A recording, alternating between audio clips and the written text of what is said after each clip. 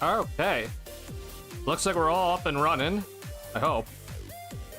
Music is very loud, so let me turn that down in just a second here. Sorry about that. I did not realize the music just went that high. My bad, y'all. All right. Well, it's been a while, y'all. So I appreciate y'all coming back on, whether you're watching live right now or you are tuning into the VOD. I sincerely do appreciate you tuning into the stream whenever you are watching. And we are officially back up and running here. So, first off, I'm happy to be streaming again. I am very happy just to be kind of talking to you guys once more. I know I've taken a month off here, but I kind of needed it for myself. So, happy to say that I've done some things, and we are going to have a lot of fun here throughout this off season, whether it's through videos or stream. There's another streaming channel for me that I hope you guys are gonna go over to and enjoy as well. So that is the plan throughout the off season, and obviously we'll be back up to doing more Bulls post game on this channel when the season starts up, but that's not for a while. So meanwhile, we have the NBA playoffs to talk about today. Talk about all the matchups that have happened, and obviously we're gonna preview the finals matchup, which is gonna be, I think, a really good finals matchup. Obviously the OKC is the biggest.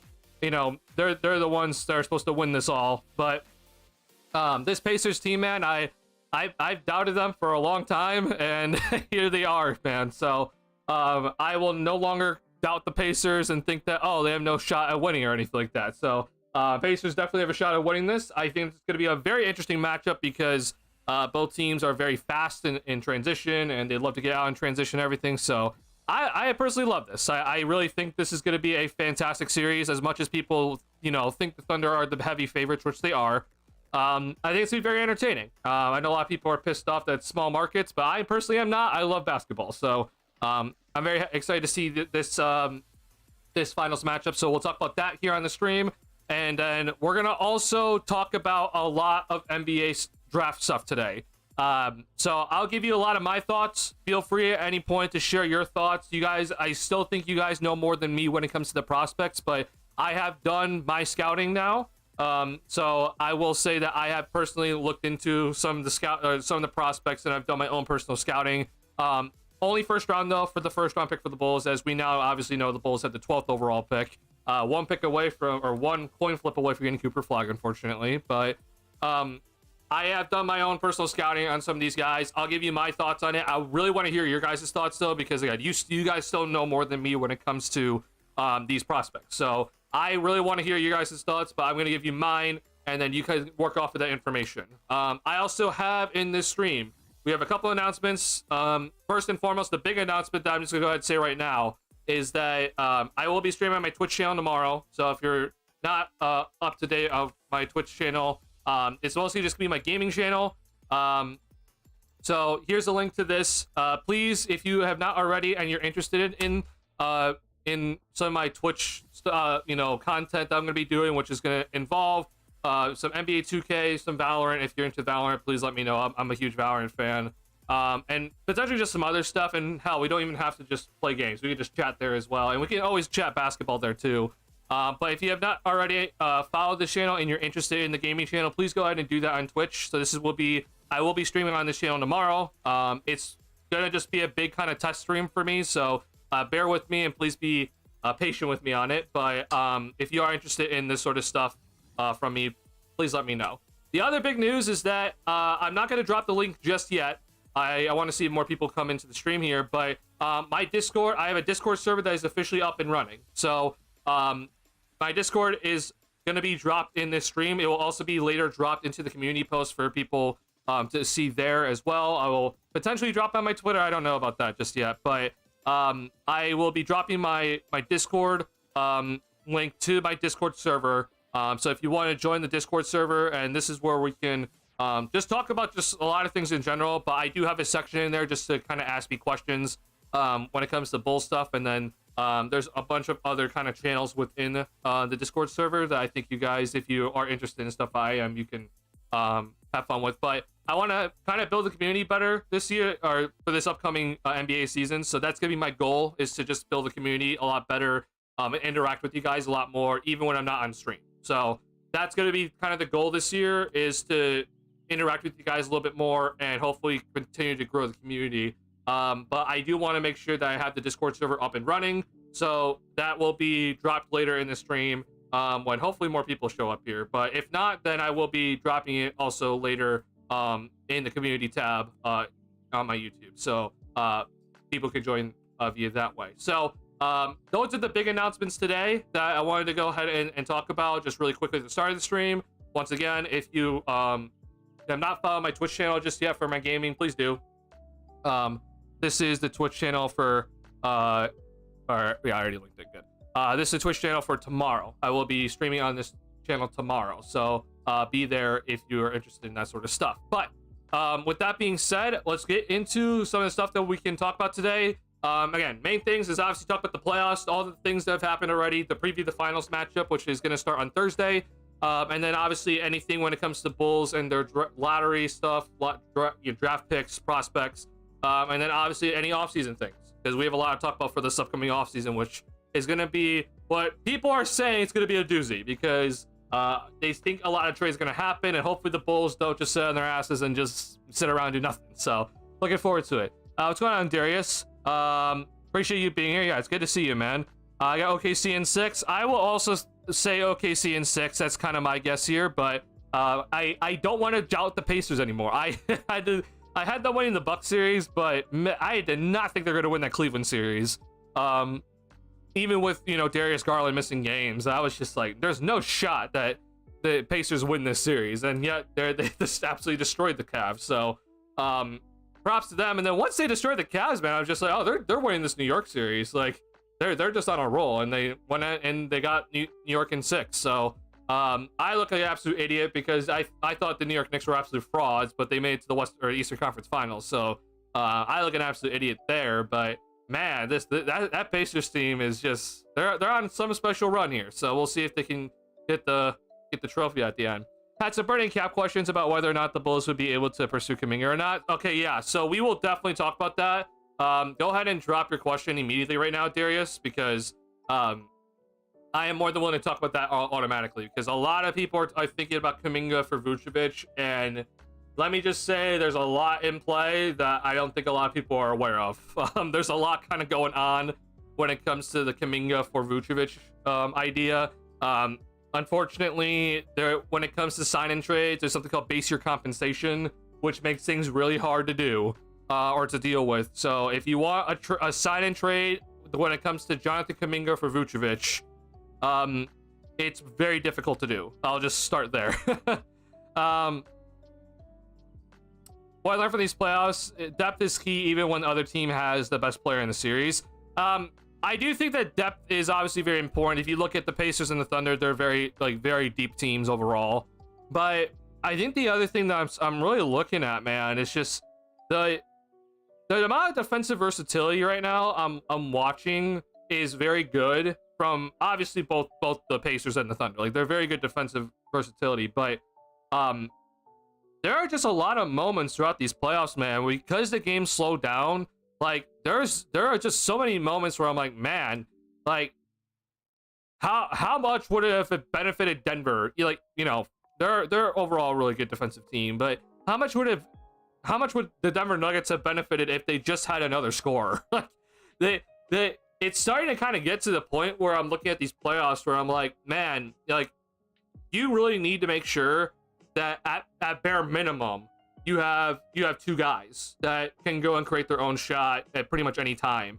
And I think the prime example of what I'm looking at is like the Detroit Pistons. Like, they played, you know, their typical dog style, like, you know, we're gonna slow down some of the games, and they collectively as a team usually depend on like the team scoring, and then Kay Cunningham's like their main guy. But how many times did we throughout that Knicks series where it's just like, Jesus, man, if the Pistons just had somebody else, like, if it was just someone else there for them, because there wasn't like one guy, like, you know, one game it was kind of Malik Beasley, and then the next game it's just like, who else is going to show up? Tobias Harris was, you know, going pretty early in the series. He was going good, but like, you need to have at least 2 guys. And so like Pacers, obviously you have Halliburton and a Siakam. If Thunder, I mean, for the most part, it's mostly SGA, but like J-Dub has had an up and down playoffs, but like he's obviously, you know, second guy. But like it's just so important to at least have two of those guys, because I don't really see, and I know it's kind of like obvious, but I guess I just kind of look at Denver and I'm like, well, obviously you won that Clippers series, but like, and they got, you know, OKC to 7 games, but it just seemed like Jokic was just doing everything that, like, if Jokic had that series in any other series and they win, we're looking at that as like, that is one of the best series by a player of all time. But Jokic could go on that sort of level of run in that series and it still wasn't enough, because Denver didn't have a guy that I'm like, yeah, you're a bona fide second option. Even though as much as we look at Jamal Murray as like, that's the second guy, like there are just some of those games where it's just like, I don't know.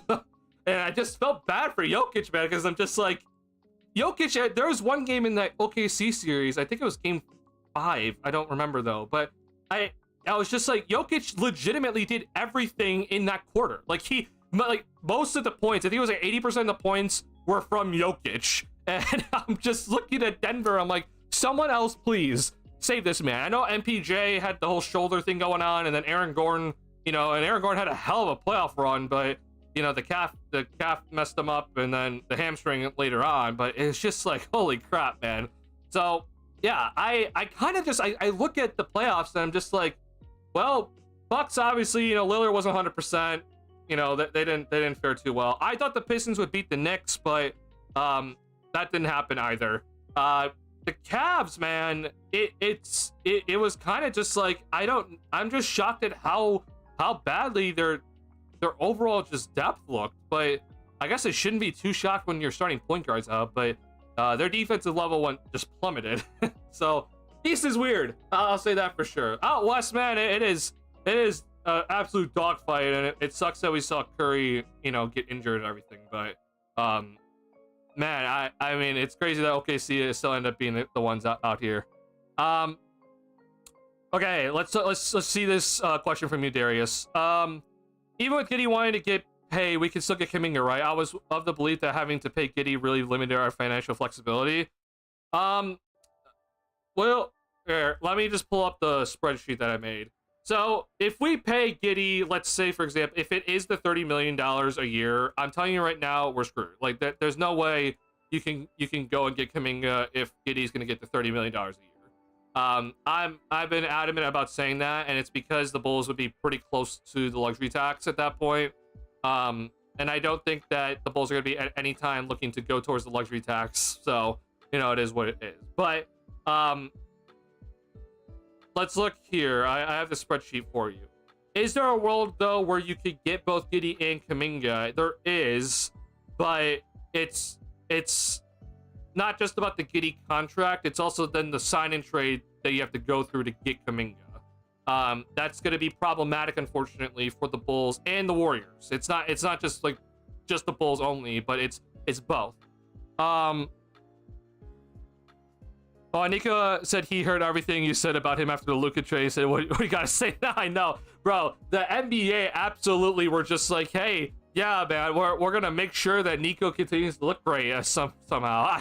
I'm so pissed about that. But yeah. On a serious note, if you're Nico and you knew you were getting the #1 pick and Cooper Fly, but had to trade Luka to do it, would you still do it?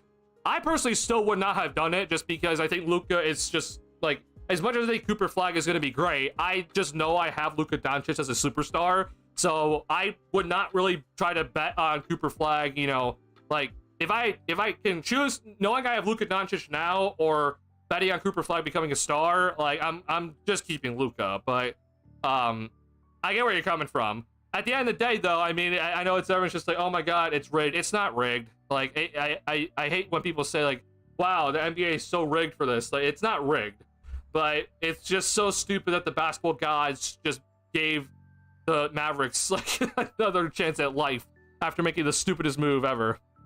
Let's go on, Tara King.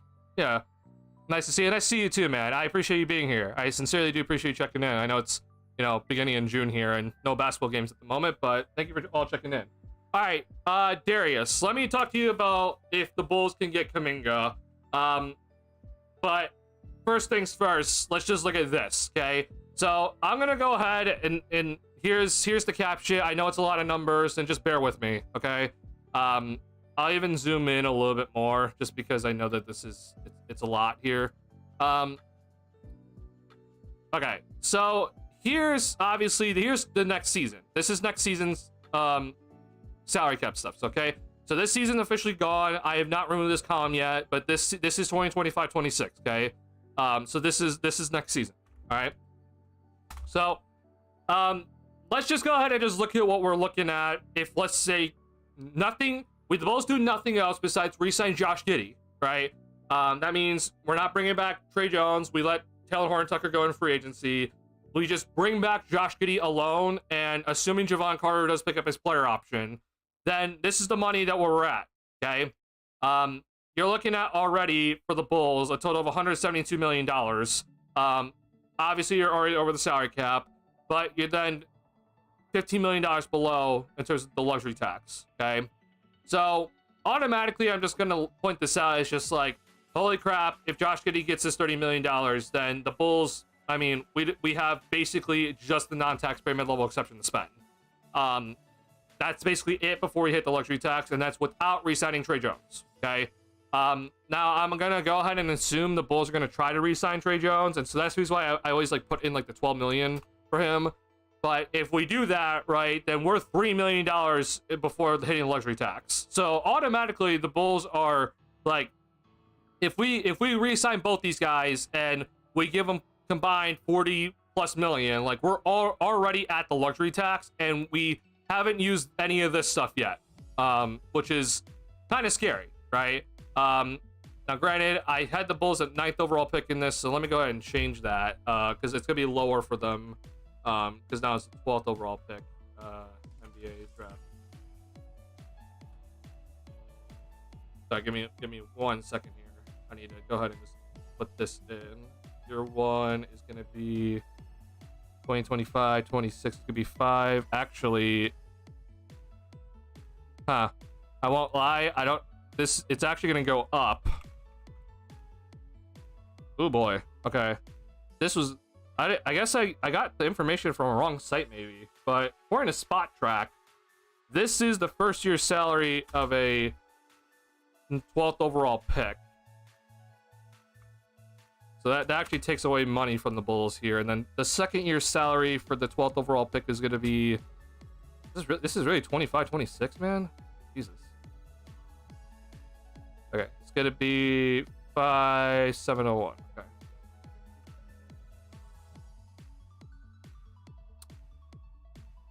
Wait, sorry, 5701, 200. All right. So we even lose a little bit more money there when it comes to the 12th overall pick, which is kind of scary for the Bulls. All right, let's talk about this now. Let's say this does happen, right? Where Giddey gets $30 million and then you try to get re-sign Trey Jones here. The problem for the Bulls now is if you want Jonathan Kuminga, and Darius, I'm going to go to you for this because you probably know a little bit more when it comes to his maybe ideal contract, but like, what would be your, first year salary estimate for Jonathan Kuminga? Like, what is it? Like 25 million, 30 million? What do you think it's going to be? Because this does matter, unfortunately, and it really does affect the Bulls and the Warriors in this sort of situation. So what do you think? 25 million, 30 million? Like, I want to know. Because I think he's gonna look for 30 million. Is he gonna get that? I don't know. But going on Viper Strike, probably 30. Okay, let's say 30 million. All right, let's say $30 million. Nice to see you back. Appreciate it, man. Yeah, nice to see y'all too. Appreciate everyone being here. I sincerely do appreciate it. We got some announcements today, so stick around. All right. Let me just go ahead and just pull up a couple of rules here. All right, Darius. So when it comes to sign-in trades, NBA rules.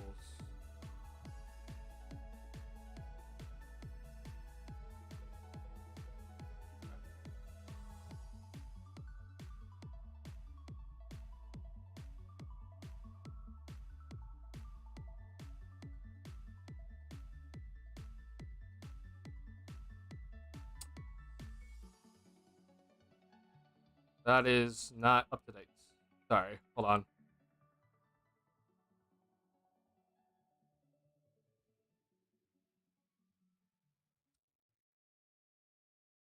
So let's go ahead and just do this overview, okay? So this is up to date, and it still applies to the new CBA, so this is not anything different, okay?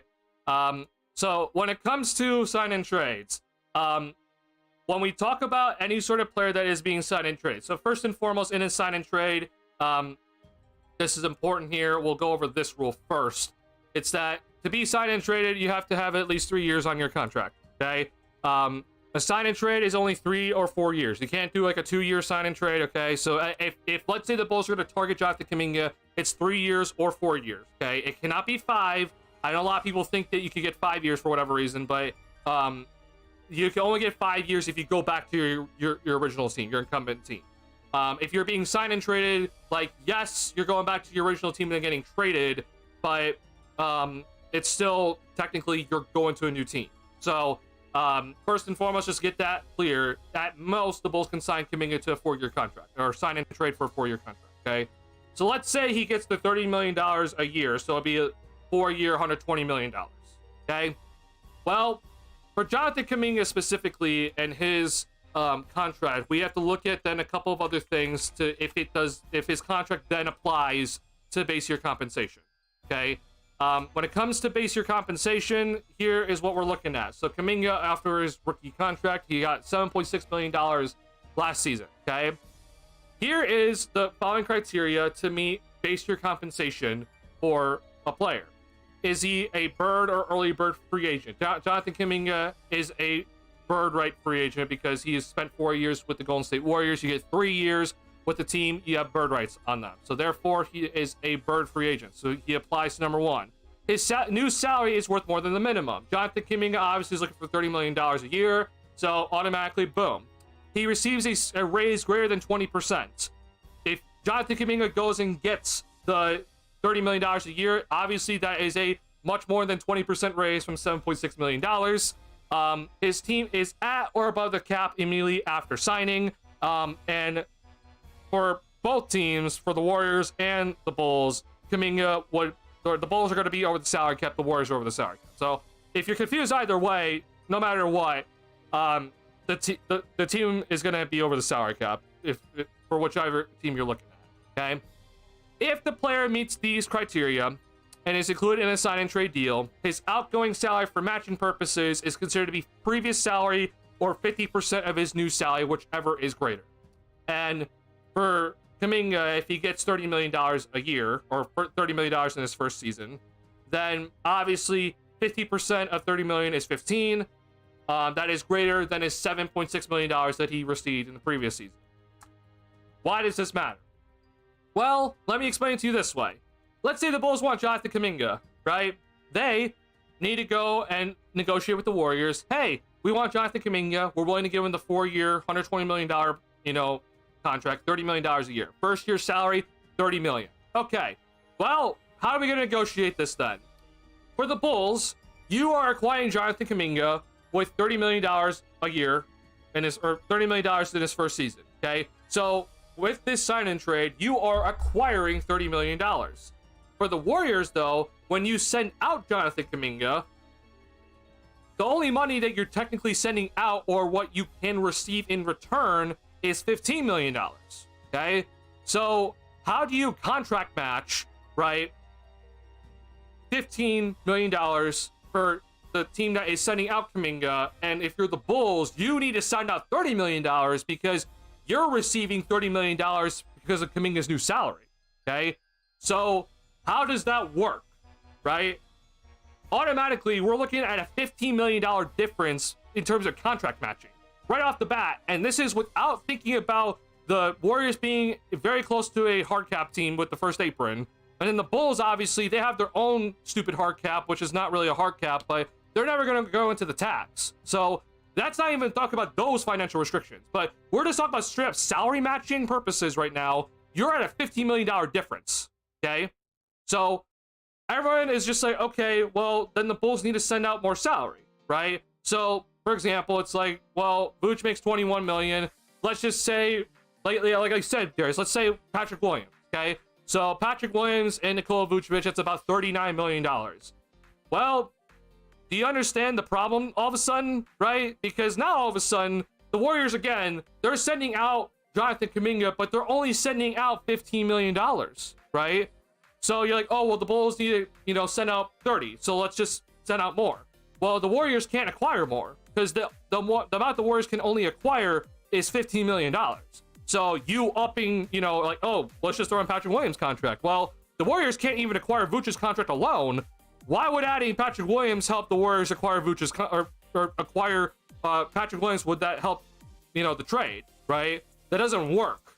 So for this to work for the Bulls, okay, it's gonna either have to be some ridiculous salary cap logistics that I have no idea how the Warriors pull off. The Bulls, I think, have the contracts where it might work, but the Warriors, the problem for them is that they're pretty close already to their hard cap, and I'm assuming they're gonna try to use a mid-level exception, but who knows? But I don't know how else they're gonna do it. Like, they'd have to find ways to add in salary that is gonna work out, and it works for the Bulls too, which I don't think is really possible. But to me, what I'm looking at is that it's probably gonna have to be a 3-team trade at bare minimum. And then that gets even weirder because it's already weird in the first place, right? You're talking about $15 million difference between salary matching already, right? And then you're gonna add in a third team and try to keep all the rules, right? It's hard. So I personally have kind of said a lot to Bulls fans, like, I don't think acquiring Kuminga is a legit possibility, unless for some reason the Warriors want Patrick Williams. Like, if the Warriors want Patrick Williams, then, you know, sure, like, we'll find a way to work it out. But I don't really see that happening. So I just think it's really hard, Darius. Like, there's probably a way, and I'm sure that there's someone that's smarter than me is gonna figure out a way, but I don't really see an easy way to get there. And if that's already the case, a lot of teams is kind of like, okay, well, we can't really spend too much time on this because free agency goes like this, right? So we have to go and make another decision on this guy, or, you know, do we go and trade for this guy, right? So I really don't know how it's possible, Darius. Now, let's talk about this, though. Let's say, for example, like, somehow the Bulls are able to pull this off. So, you know, you take away Vucevic's salary, right? And then, I don't know, like, salary matching is difficult when it comes to this, but, like, I don't know who else is going to be coming off the table here. Like, you're not going to trade Javon Carter. I'm assuming that you're not going to trade Kobe White for Jonathan Kuminga, because I think that'd be pretty stupid. But, like, who else are you taking off this team right now that's going to be like, yeah, we're willing just to kind of just shed your salary? So I'm just going to go ahead and just say, like, maybe someone's willing to take Zach Collins' salary off. Then, yeah, like, this would then work. But you would have to find a team willing to take $18 million for Zach Collins. Like, it's tough. And that's without you trying to sacrifice any more of your draft assets. And so, obviously doing this, like, you can add in Kuminga under the tax then, but the logistics of just getting these two guys off the books, which, by the way, the Warriors just can't straight up acquire Vooch alone, is going to be difficult. So, I don't know, Darius. Like, again, if you find someone else that could find a way to make it work, please tell me, because, like, I would love to see how they did it. But I've done, I think, 3 to 4 different scenarios in my head, and I've gone to some trade machines, but it's hard to, you know, do trade machines when it's not, like, fully up to date with the salaries right now. But I don't know. Like, I generally do not know a way for the Bulls to do a Jonathan Kuminga Nikola Vucevic deal. Like, I find it very, very difficult for that to even work, just because of base year compensation.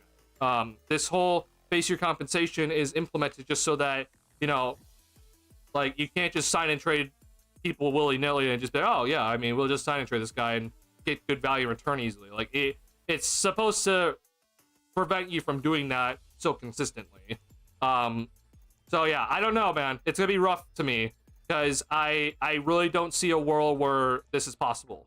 So that's honestly the long answer to your question. Do you have any more questions about it at all, Darius? I know it's kind of disappointing, but, like, unless Kuminga is gonna, like, you know, Like, if he, let's say, for example, signs for $20 million a year, it's very doable. Like, there's definitely a world where you can make this work.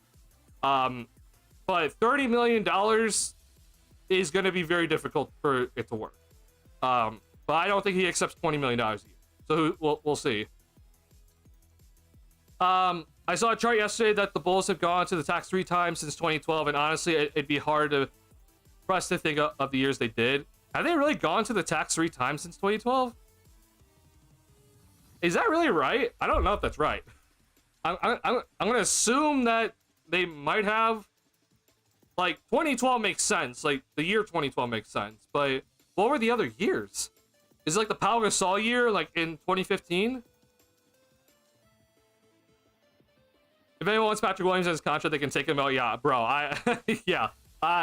Take Patrick Williams, please. Yeah, we need to discuss the P-Will problem too. Like, what the hell do we do with him? And he's an albatross at this point. We'll discuss it for sure. Yeah, I don't know what to do with him, honestly. It's funny because if P-Will wasn't already a Bull, I think AK would love him. A young guy who might be a bad situation, but has shown flashes of competence while being physically built for defense. Oh, I mean, Kuminga for sure. I think that AK really does want Kuminga. We just don't have the salary cap space for him, and the sign and trade option is just, it's very, very difficult to pull off. That's unfortunate. I'm actually kind of high on Kuminga, and he fits our timeline too. That's interesting. I'm personally not the biggest fan of Kuminga, but I do respect the fact that people look at him as like, hey, like you, like I do see the talent with Kuminga. Like I do see obviously the athleticism and the good size, and you know he may be 6'6" or whatever, but like he has good size for his position and everything. But like, yeah, I see it. It's just I feel like I know a lot of people think that Steve Kerr is a bad coach, but I personally, when I look at Steve Kerr, I think that he's a pretty good coach. And I think when Steve Kerr doesn't play you, that should be kind of a telltale sign of like, hey, you don't have the mental ability for what it takes. So I'm just a little bit concerned about that with Kuminga. I also think that his 3-point percentage is very concerning overall, and I don't want to have less 3-point shooting on this team, but more interior scoring is obviously great. So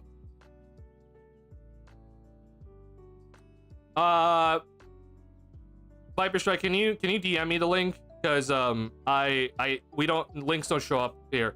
Sorry, YouTube chat does this. I've tried to figure out a way to stop this, but links don't show up in YouTube chat. So could you DM me that, please? I appreciate it.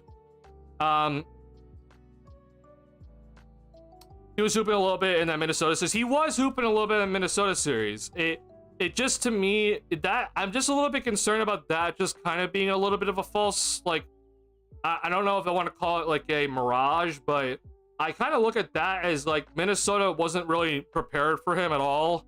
Like, you know, if you're heading into that series against Golden State, like you're kind of looking at, okay, how do we guard Steph Curry? How do we stop Jimmy Butler from getting to the line? You know, how do we use our size to our advantage against them? Like, you're not really thinking about like, okay, what is Jonathan Kuminga's strengths and weaknesses? So like, that's like the only thing about that. But it is playoffs at the end of the day, right? Like, it is playoff basketball, and Kuminga showed up pretty big in some games of like, hey, you need scoring because Steph Curry's out. He showed up still, so I do have to respect that part. But again, it's just like, how do you not get in the Rocket series, really? Like, you played a little bit in the Rocket series, you had some horrible turnovers in that series, so it's a little bit just like, I'm kind of just on the fence about it, but I'll say this if you want to know, Darius. Like, if I could trade Nikola Vucevic for Jonathan Kuminga, I'm definitely doing it. Like, that makes a hell of a lot of sense. In terms of, though, just like, hey, if we could, you know, if we could get Jonathan Kuminga, but it requires you to give up a future draft asset, or you need to give up somebody else, like, I don't know, just someone else that you're probably not willing to give up at the moment, which I don't know who that would be, but like, let's say, for example, it's Kobe White. Like, I would not trade Kobe White for Jonathan Kuminga right now. That's something I would definitely not do. But yeah, if it's Vucevic for Kuminga, then yeah, I would definitely do it. It's just that, you know, it's hard to do, unfortunately, at the moment. That's kind of just where I'm at with it right now. Kuminga, yeah, he fits the timeline. He, he has that explosion that everyone's kind of looking for. I do have some concerns about him and Giddy together. Like, I know Giddy's 3-point percentage looks great for the season, but I don't know how much I really trust it, which I know everyone's obviously saying to me, like, Giddy hater. But at the end of the day, I have to, unfortunately, I just have to look at, first and foremost, your career 3-point percentage, but, or just career overall as a 3-point shooter. And, this is a great year for Giddy 3-point percentage wise, but is that sustainable? I don't know. Kuminga, unfortunately, it's nothing that we can really trust. Yeah, I don't know. It's kind of rough for me. So we'll see. If you're able to do it and not have to really give up, too much, and somehow figure out the logistics of the sign-in trade, not have to give a draft asset, sure, yeah, I'm all for it. But if you have to give up a draft asset, I'm not doing it at all. I would not personally do it.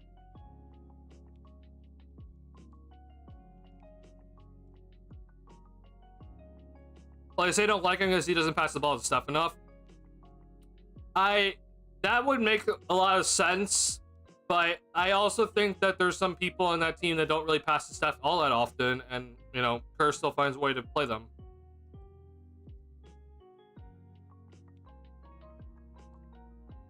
On paper, Kobe, Giddy plus Kuminga plus Matas is a decent core to me. I think it's okay. The only issue I would have is just that let's say Giddy gets $25 million a year, Kuminga gets 25. Like, my only concern about that core alone, like, if that core was all in the rookie contracts, yeah, I think that's a pretty decent core. That core on a, Giddy's 25 plus million, Kuminga's 25 plus million, and then you have Patrick Williams at 18 million. That's at bare minimum, you're looking at $68 million between those three players. And that's obviously without, a Kobe White extension yet. So, or new contract. It's not gonna be extension. But that's just my only concern about it, is just the amount of money that's gonna be wrapped up with guys that are not guys that at least I project to be all-stars. So it kind of puts you in a weird spot. It's just like, wow, that's basically at least $70 million probably wrapped up in non-all-star guys, and one of them is kind of barely even an NBA player right now. So that's just the only thing that I kind of look at. It's just like, yeah, like alone, I think it's a decent core.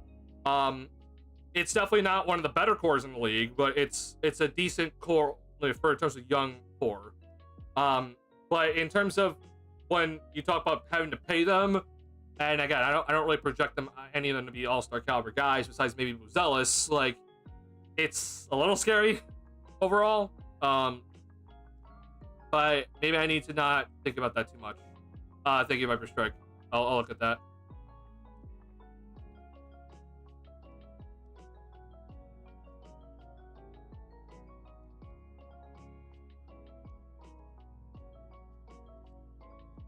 Yeah, thank you.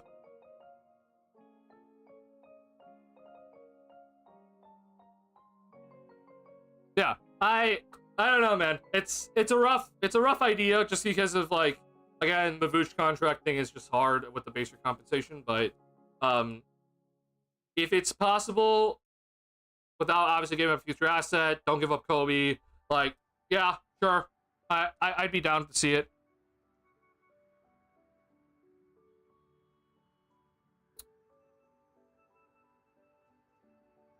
Let's see here. I want to look at this from Viper Strike. This is very intriguing to me. Okay. So this is from MU University on the 27th. It's tax bills and team performance since 2012. Tax years, it does say that the Bulls had 3 years in the tax. Highest tax year is 2016. So that makes some sense. Unfortunately, Spot Track, I think, does not allow us to go back any further. Like, unfortunately, I think, yeah, Spot Track, I think, is gonna, like, make me like, hey, yeah, you need to. Oh no, okay, we actually are able to. Okay, so 2015-16. So the Bulls.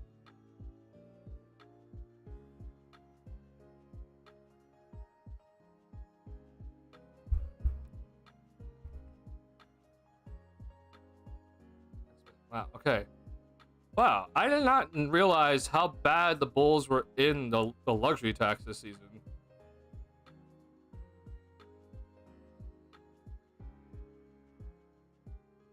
Don't worry about this. This is not. That's not stuff we need to look at.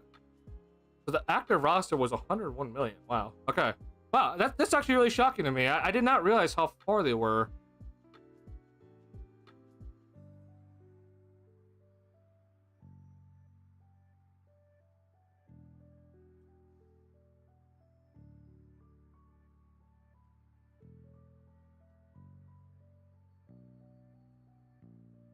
Then what was 2016-17?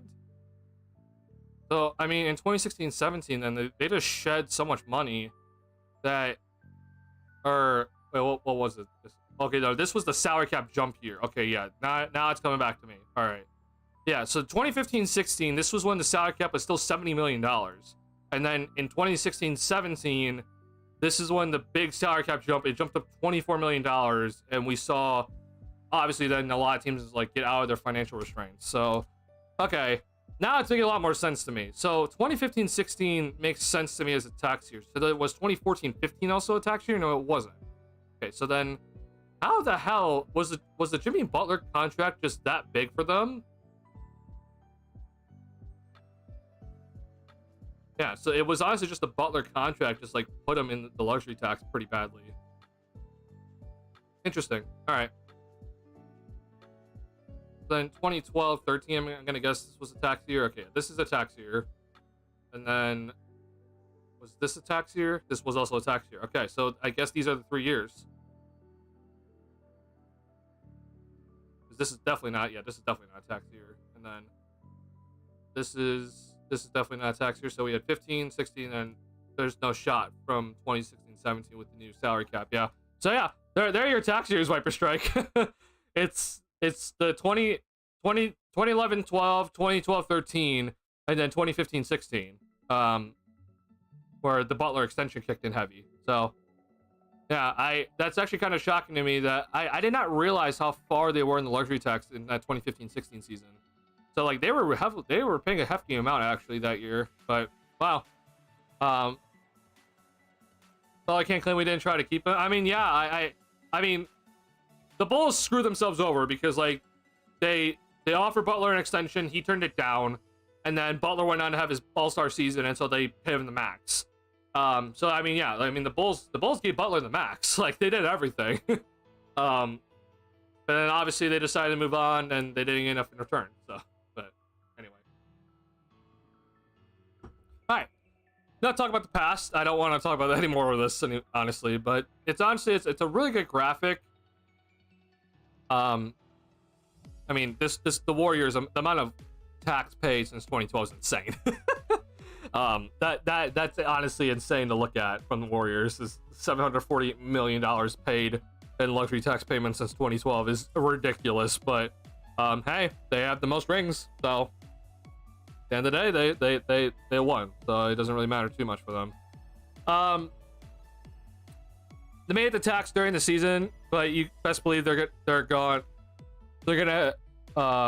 move heaven and earth to shed salary so that they don't end the season. It's like, oh, for sure. I mean, yeah, there's no way in hell the Bulls are gonna end the season in the luxury tax, and so if they are in luxury tax, they're definitely at the trade deadline gonna do stuff. Oh, sorry, that's yeah, I really. So here's the other thing. If you're wondering for the whole Kuminga thing, like. Let's go to overview here for Warriors. So here's the problem with the Warriors, right? They have all these free agents that they have to figure out. So like, I mean, Kevon Looney, Pat Spencer, GP2, like all these guys are free agents, and like they're gonna definitely, you know, bring some of these guys back. They keep their cap holds, by the way. I don't really know why, but I'm sure there's a reason. They're smarter than me when it comes to this. But I mean, like their active roster, as you can already see, is $170 million. Like automatically, we're talking about just like this alone is $170 million. You have, you know, what is this? 111 million, something like that, or I can't do math quickly. But 110 million wrapped up between, or 114 million wrapped up between these two. So like it's pretty massive already. So I don't really know what the plan is here for them, but the problem is just like first apron then comes into play very quickly, and so if you just suddenly are like, oh hey, we want to add Vooch, like yeah, you're sending out Kuminga, but then you're still technically going to be adding in salary if let's say that trade would work on its own, which it doesn't, but that would just be kind of problematic for them, just because then if they're already adding salary, then like can they add someone with the non-taxpayer mid-level exception, and then are they not hard capped? Like hard cap is $195 million if they use the non-taxpayer mid-level exception, or if they acquire a player via sign and trade. So it just would extremely limit their options if they do it. They would have to shed more salary, which I just don't know where that's going to come from them right now. So I really have a hard time seeing it with the Kuminga and Vooch idea, but it's rough. I'm sure there's a way. I don't have that way right now, unfortunately. We can really quickly try. I'll just use Brooklyn for now, just because I know that they have space. But unfortunately, here's the issue. Like this is still unfortunately in last season, so I don't want to use this trade machine. And I don't blame Spot Track, but it's annoying. Like this is still this current season right now. So yeah, it's not last, but this current season. So yeah, not something I could really look into too much. Yeah, once the finals are done and we get into the off season and then the trade machines all update, it'll be easier to look at. But it's rough, unfortunately. I don't really see a world. Yeah, I think we'll talk about it more, Darius, when the finals are over, because then we have just better numbers to look at, and then we can look at like better projections for everything and see if we can find a team that can work this out. Yeah, it's unfortunately it's too hard right now to do it like this. I'm not going to use this year's salaries for next season. All right, let's move on for the Kuminga idea. Let's talk about. Sorry, I need to close that. Leaking DMs. Let's talk about what else is going on right now when it comes to the Bulls, and other stuff that we need to look at. So first and foremost, once again, we're going to be talking about the Giddey contract, because that's always a thing. I talked to some of you guys on Twitter throughout the offseason about the Giddey contract. I think we got news today, if I'm not mistaken. Did we get news today about like the Bulls getting like a 4-year contract or something like that? But I'm not sure if we did or not.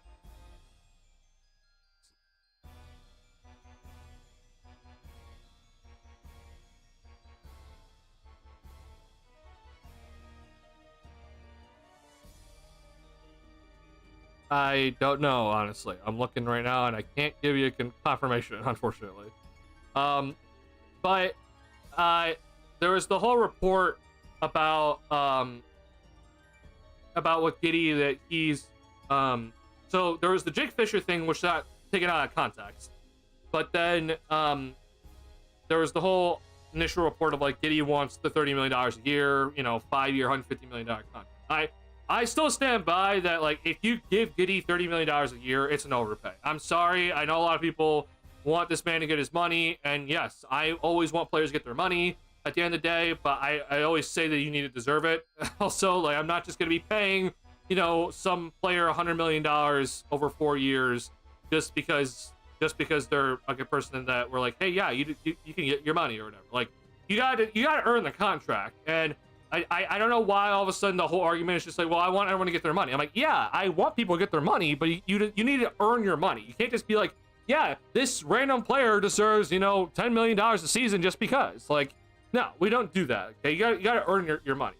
And so obviously, if Giddey, in my eyes, if he earned it, then I'm not saying this right now. But to me, Giddey has not earned $30 million a year. As much as people are gonna be talking about how much like they don't think that's like that much when it comes to the salary, like the new salary caps and everything like that. And yes, like the salary cap is going to be going up from here on out, and it should, at least especially with the new TV deals, like it's going to be going up pretty consistently. But my whole argument against that is just, why are you giving Giddey $30 million just because? Like, you need to, as a Bulls team, not give out extra money to certain players, especially because you've already messed up this one right here, okay?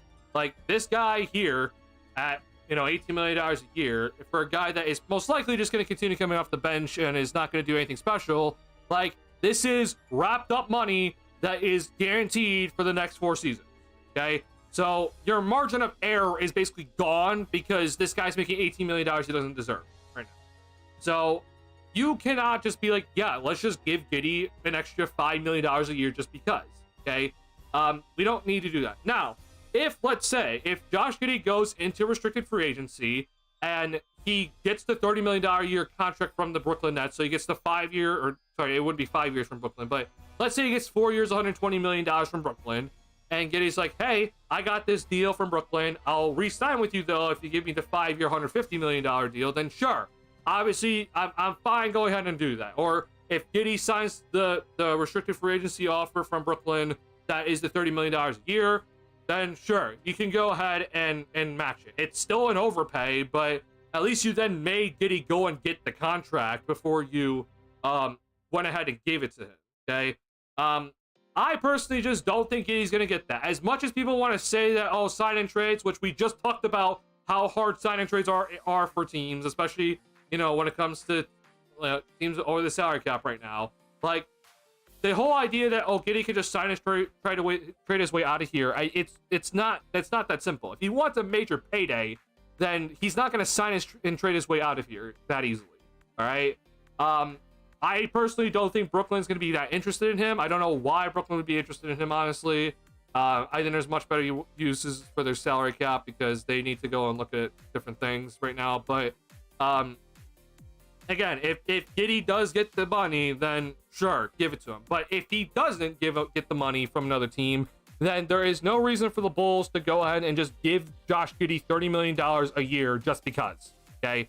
I've also seen some of these arguments recently about how, how many times has a restricted free agent gone back to their own team and it wasn't an overpay? And I'm just like, I don't know where this argument came from, but let's just go ahead and just kind of look at a couple of things. Like, this is just like, it bothers me when I've read that sort of stuff.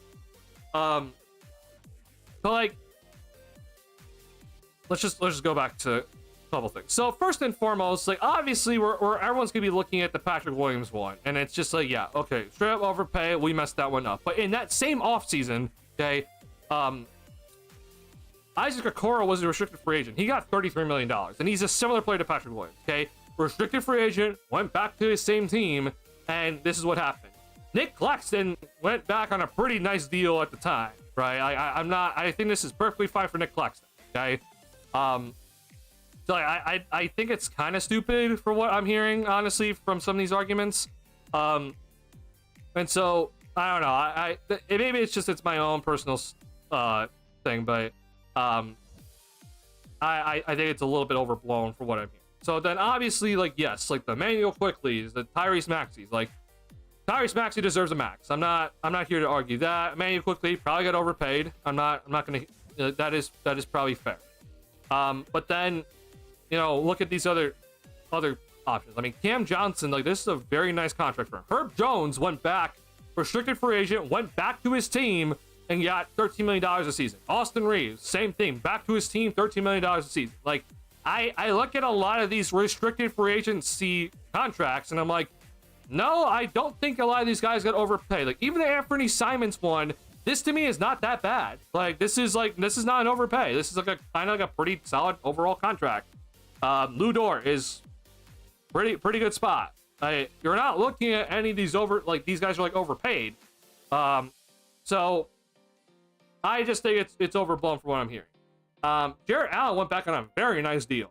Larry Markin, like, obviously his value was pretty down when he hit free agency, but I mean, this is obviously pretty low. Like, Lonzo Ball at the time was a very good contract, like, but he didn't go back to his original team, I guess. So I don't know, man. I look at the history and I'm just like, I don't think history says what people are saying. So, like, the whole talk about, like, oh, we need to give Giddey extra money because it's going to be an overpay anyway. I'm like, what the hell is that? Like, that's a horrible argument.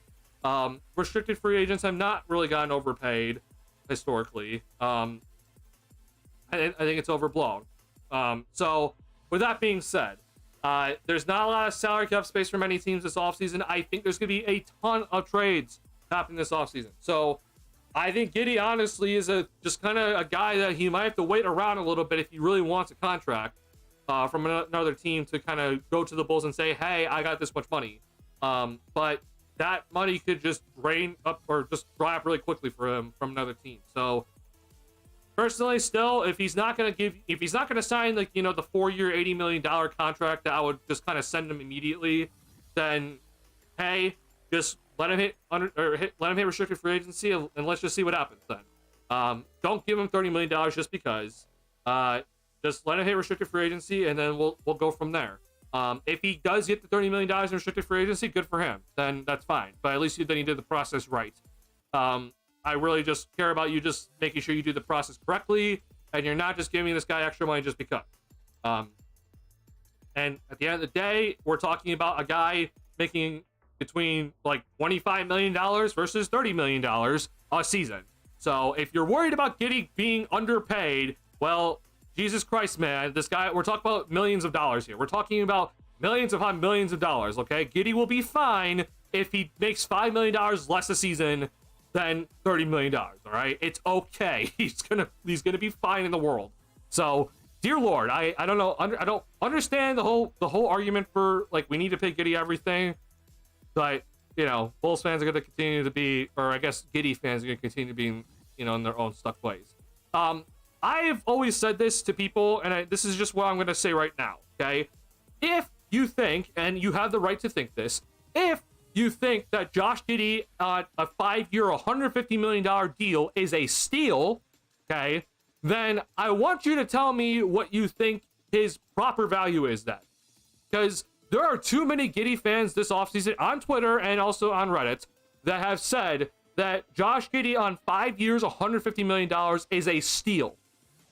Okay, like if you're telling me that's a steal, then what's proper value? Like, is 5 years, $175 million the correct value to you? Because like that to me is insane. If you think that Josh Giddey is worth 5 years, $175 million is proper value, like I don't know what you're thinking, but that's incredibly insane to me. If you think that way, you have to contextualize everything, but like the way I contextualize it all is that if you think Giddey is worth 5 years, $175 million, I don't know what you're looking at. So that's just kind of my, once again, Giddey rant on this channel. I know a lot of people call me the Giddey hater. I'm not a Giddey hater. I am just being realistic with this guy. Do I think he has all-star potential? No, I think there's even Giddey fans that would agree with me on this. But at the end of the day, as much as people want to just be talking about, oh, we have so much cap space anyway, it doesn't really matter. That's not the way we should be thinking. Like, cap space really does matter, especially now with the second apron. And like, we're gonna the salary cap next season. Like, I am telling you, $5 million makes a difference. So I hope that we understand that like we can't just be throwing around money just because. Especially with this Bulls team that will never be in the luxury tax anytime soon. So I don't know, man. Things gotta change when we look at that. It's weird that financial thresholds were implemented to keep super teams from happening, but now pushing it has been for us just trying to transition. I mean, bro, it's insane. Like, I hate this new system. Shit, seems like nobody wants to give me money. Hey, man, yeah, I want some money too. I'm looking forward to see you want the Bulls to draft. We'll definitely talk about that. I want to talk about who I want the Bulls to draft for sure tonight. I have my guys. I've done my scouting. I think it's interesting that Giddey is projected to get 30 million because Suggs got 30 million personally. I think Suggs got overpaid a lot. I mean, here's the thing though. I don't think Giddey is projected to get 30 million. Like, guys, I think the projections honestly kind of say that he's not going to get 30 million. But when you look at like what everyone's saying is like, oh, like this, like a starting point guard for a team that's better than obviously just like an average like starting point guard, I guess, is just like, which honestly I consider average, but like, I don't know, just bad starting point guard, I guess. It's like, oh, well, you're gonna want 30 million a year, right? Giddey might want 30 million a year, but does he get 30 million a year? I say no. So that's just my only thing about it. I do think Suggs did get overpaid as well, but I think for the Magic that's okay because like they're set up, like they're not like worrying about like, okay, who's our number one or who's our number two or whatever. Like that's fine if you go and do that sort of move, but even then I would still say that Suggs is a better player. Like, and that's just also me just being like, well, I mean, yeah, he may be overpaid, but at least he's better, at least to me, than Giddey.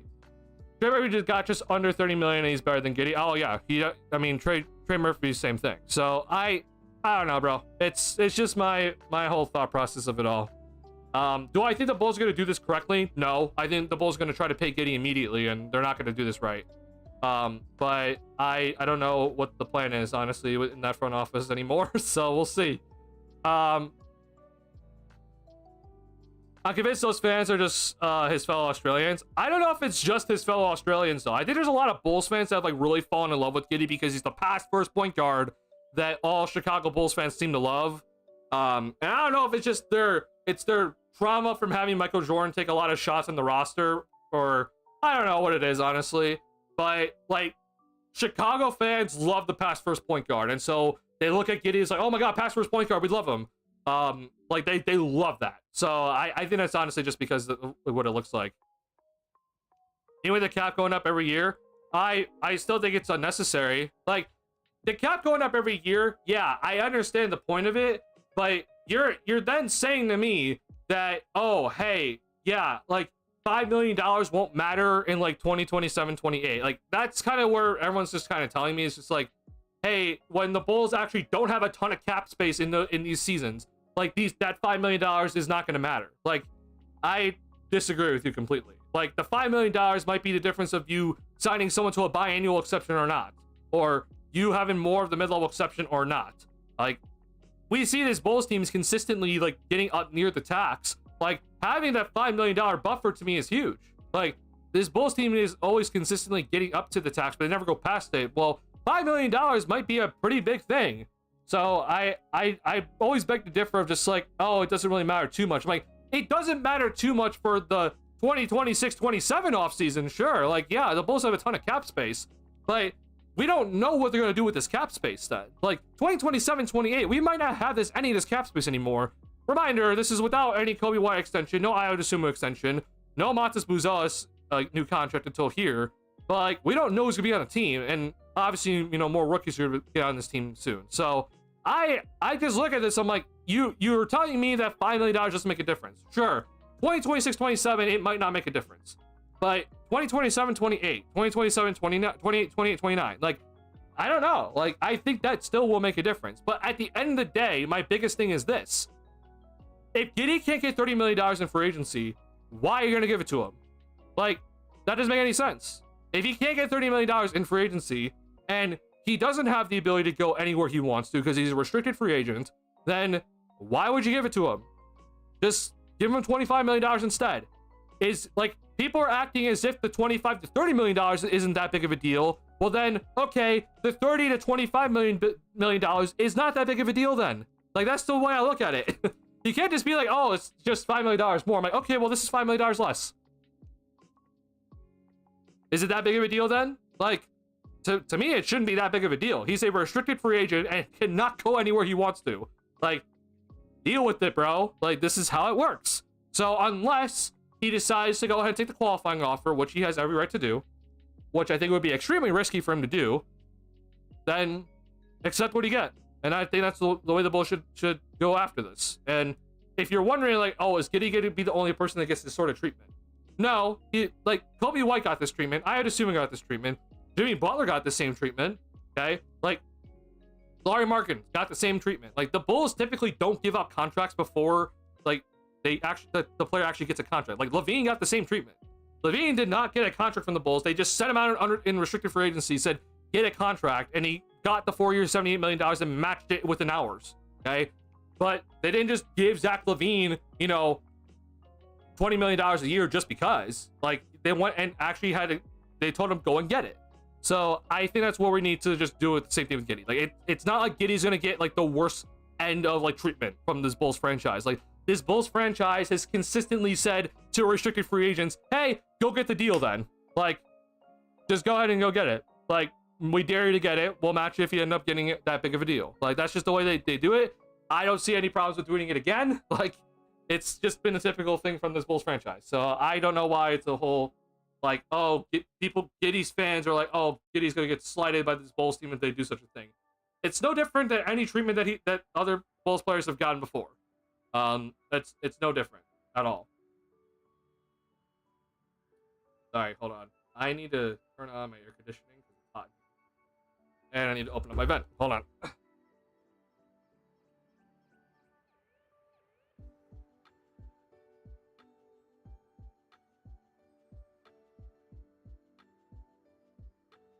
Have you thought about going to Summer League again? Unfortunately, no, Taro. I guess I have thought about it. Am I going this year? No. I'm definitely not going this year. But potentially next year for sure. I'll probably be looking into next year more. But yeah, I would love to go back. It's just hard to go back right now. The financial state of life is hard. I'll just put it that way. But I would love to go back, man. It would be a lot of fun. I hope everyone gets the chance to always go, like, at least once in your lifetime. It's a great experience, man. So, if you ever thought about going, please go at least once. It is expensive, though. Like, I'm not going to sit here and be like, oh, it's not that expensive. Like, it's not, like, obviously, like, large vacation expensive, but it can be a little bit expensive, so. Would you consider trading Kobe for Daniel Gafford? Saw the idea floating around and it sounds intriguing. I did look at that. My initial reaction was no, but I have to look into it a little bit more and like kind of look into a little more things. But my initial reaction is no, but that could also just be my whole like I don't want this team to try to stay mediocre land. Like I want this team to actually just kind of go and be bad. But my initial reaction for some reason just is no. But I could be wrong, honestly. It's honestly, it's not that bad because, like, if I remember correctly, like, I think the Bulls would have gotten Jaden Hardy in that deal as well. Like, I mean, that's a nice kind of, you know, guy to kind of take Kobe's shots, I guess. So, it might be worth it at the end of the day, but was there a pick involved, though? That's my only concern about it.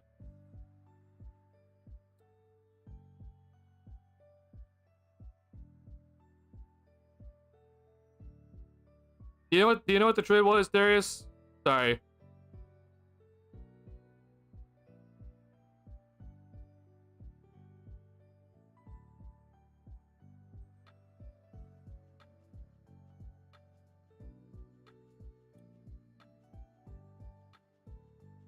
It kind of makes sense only if we're going after your diamond in the draft. I don't know about that, but like, forget the draft for a second. I just think alone, it's a little bit concerning just because it's like you're trading for a center that might not necessarily be a starting caliber center at all times. Like, Gafford is great in what he does for his minutes. Like, you know, the whole tandem of Lively and Gafford is fantastic. But can you trust Daniel Gafford to play 36 minutes a night? I don't know. That's kind of like my biggest issue with it. For what I saw is Kobe for Gafford straight up. Oh, okay. Never mind that. Ugh. I'd probably say no personally. Actually, let me give you a better answer because like I don't know all the contracts off the top of my head. I need to look at that. Okay. So Daniel Gafford, last year of his contract,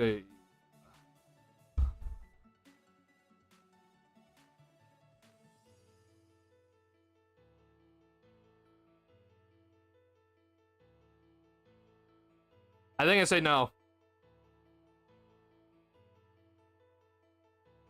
I mean, you're trading two expiring contracts. I personally say no to it.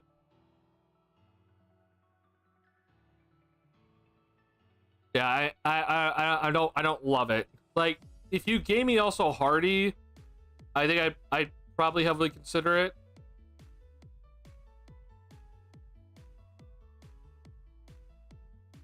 I mean, he's on a very nice team-friendly deal, though, so there's no way in hell that they'd also give him up, and then money-wise, it wouldn't work. But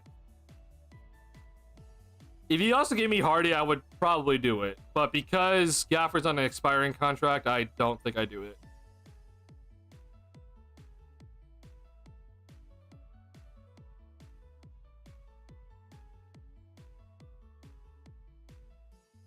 Isaac Kobe and Gafford straight up and trade truck. Yeah, I mean, money wise, this definitely would work. I mean, yeah, $14 million for 13, like that, it would definitely work. I look at this, I'm just like, is this worth it for the Bulls, really? Like, you're trading Kobe, who, granted, I will say, I don't know how much value he has right now. I was kind of saying earlier on Twitter, I don't think he has that much value, but like, what can I get for him? Like, I think that most you're probably getting is 2 second rounders and some like maybe some salary filler, some like okay player. I guess I just kind of look at, like, what do I value more? Like, do I want Daniel Gafford, who can then just leave because he's an unrestricted free agent, but obviously then you would acquire his bird rights and you try to re-sign him, or do I want like the 2 second round picks and then some other contract?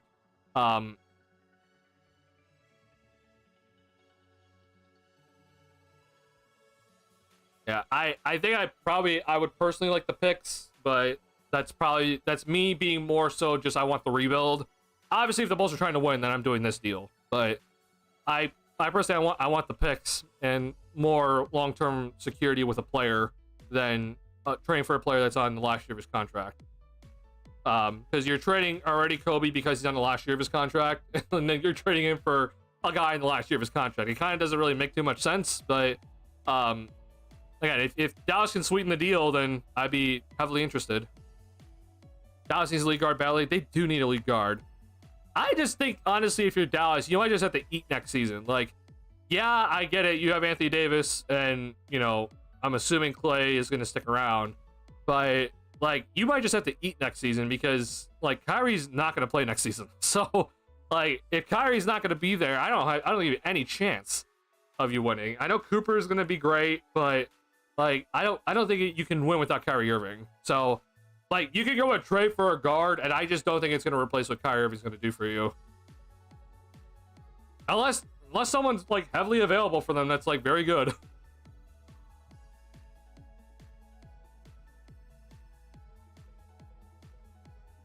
I don't know. Personally, I unfortunately just say Kobe White for Daniel Gafford straight up. I'm going to say no, unfortunately. I don't love that overall.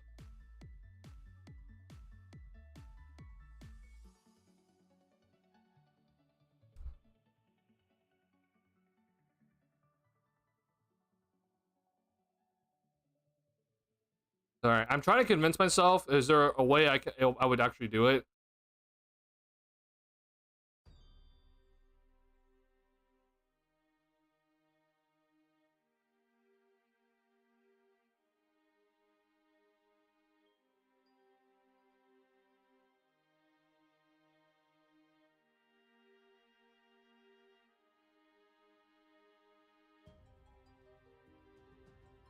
I just don't think there is. I worry about how many minutes can Gafford actually play in a game, and he's never averaged anywhere close to 30 minutes a game. Like, I don't think it's worth it personally, but yeah.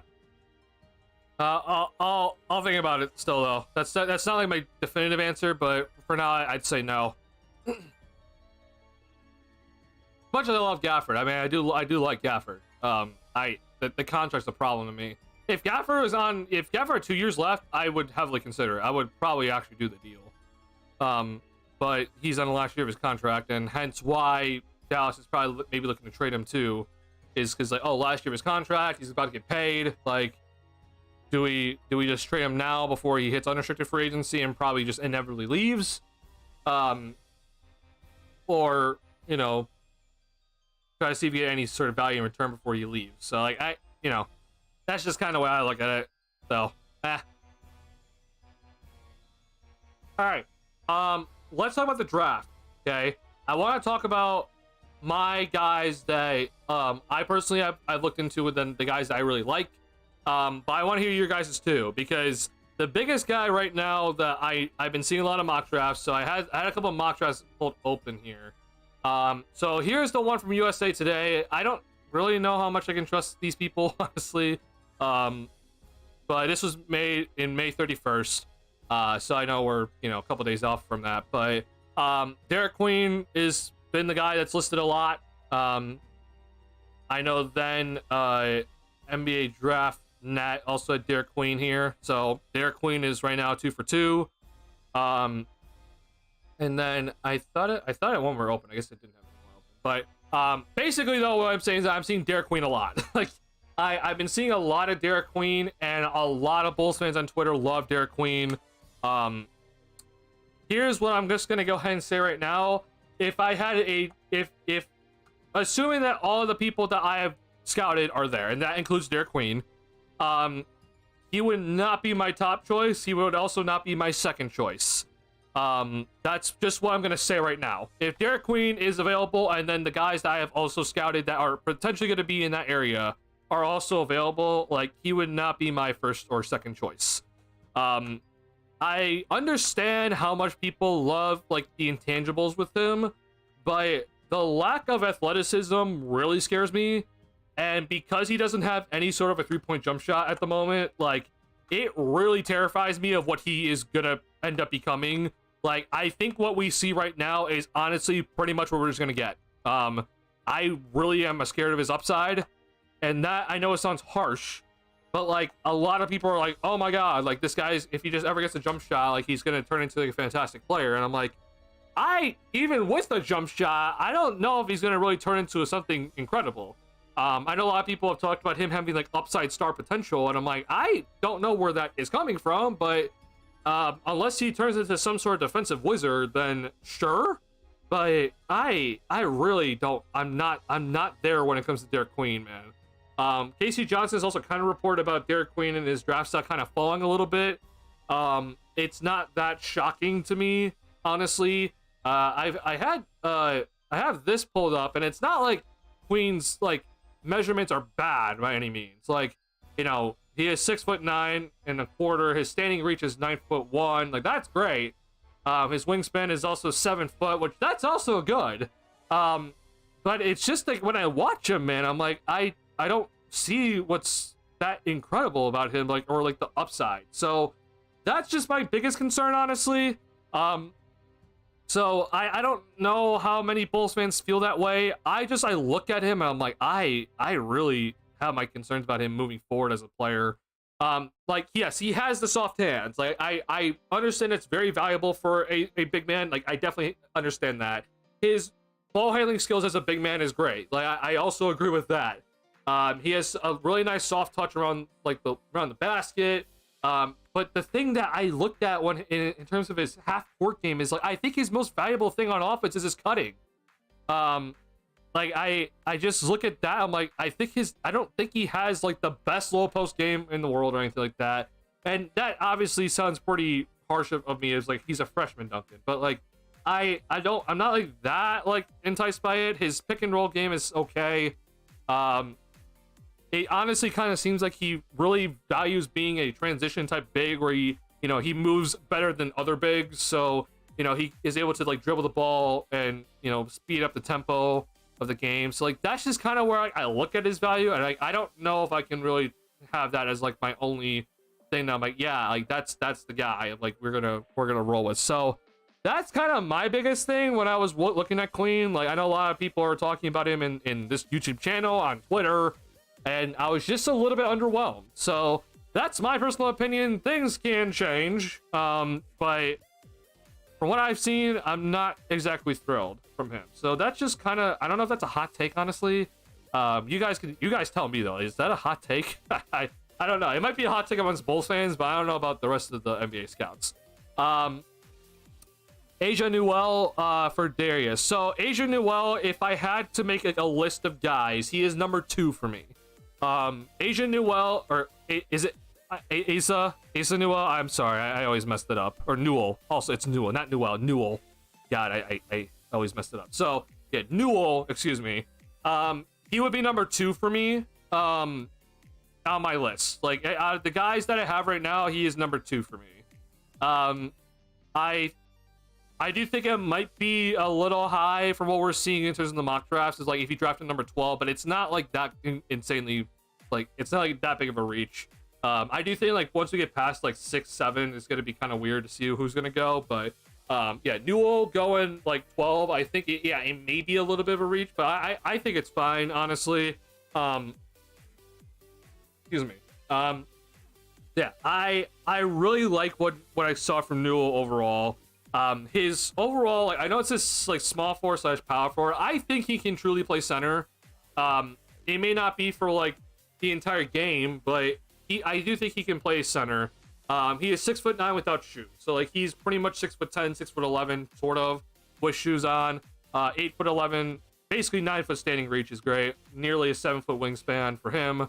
The biggest thing with me with Newell is just I loved his motor. Like, watching Newell and his motor, it on defense specifically, it honestly reminded me of Joakim Noah with how he defended.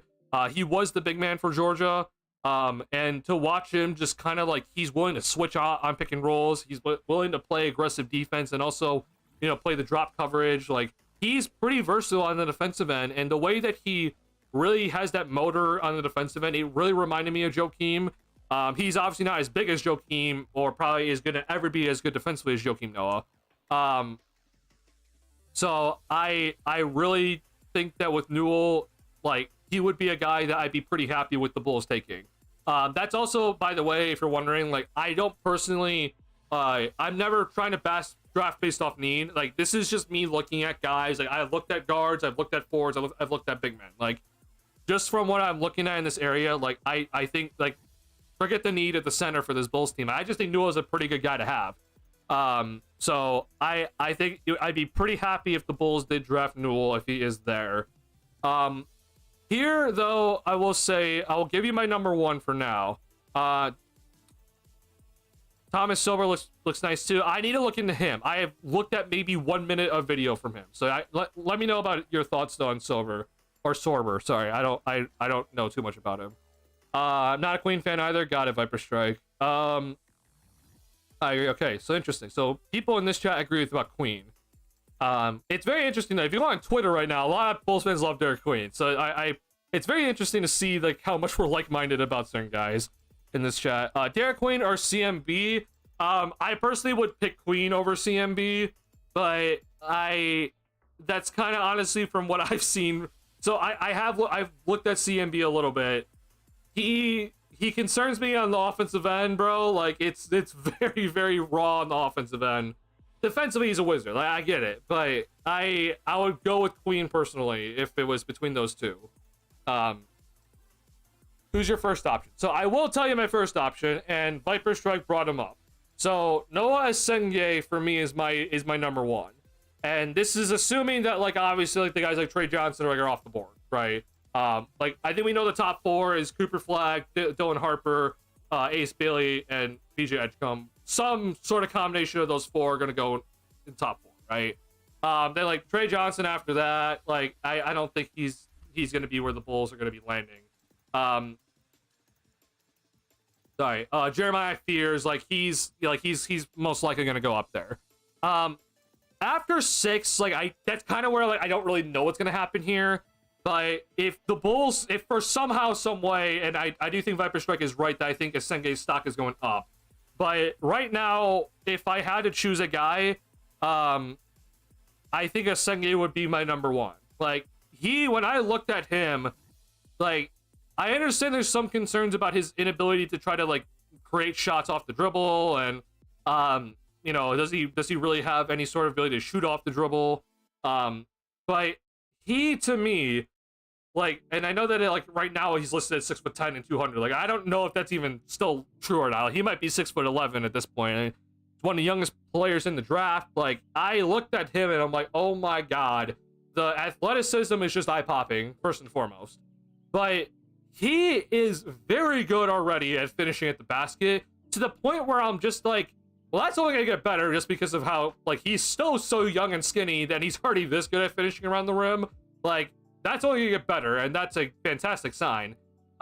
But he, as much as there's like concerns about him in the half court, I just don't think it matters. Like, yeah, he might not be a guy that is going to be able to create his own shot that often, but if you're just that good of a finisher and he's able to run the pick and roll effectively, and he's a fantastic cutter for already what he is, and his transition game is insane, and his three-point shot, yes, the percentages have been all over the place this year, but I don't think it's that bad looking. He gets to the free throw line a very good amount already. Like, to me, Asenge is the number one, at least for now. That's kind of a pipe dream, probably just because of, like, you know, his stock seems to be rising at the moment. But honestly, I don't know what's going to happen in this draft anymore. So, if Asenge is at number 12, I want him badly. I would really be happy if the Bulls drafted him. He'd be my number one guy, assuming, again, like, the top 6 or what's listed here are gone. I would really want Asenge pretty badly.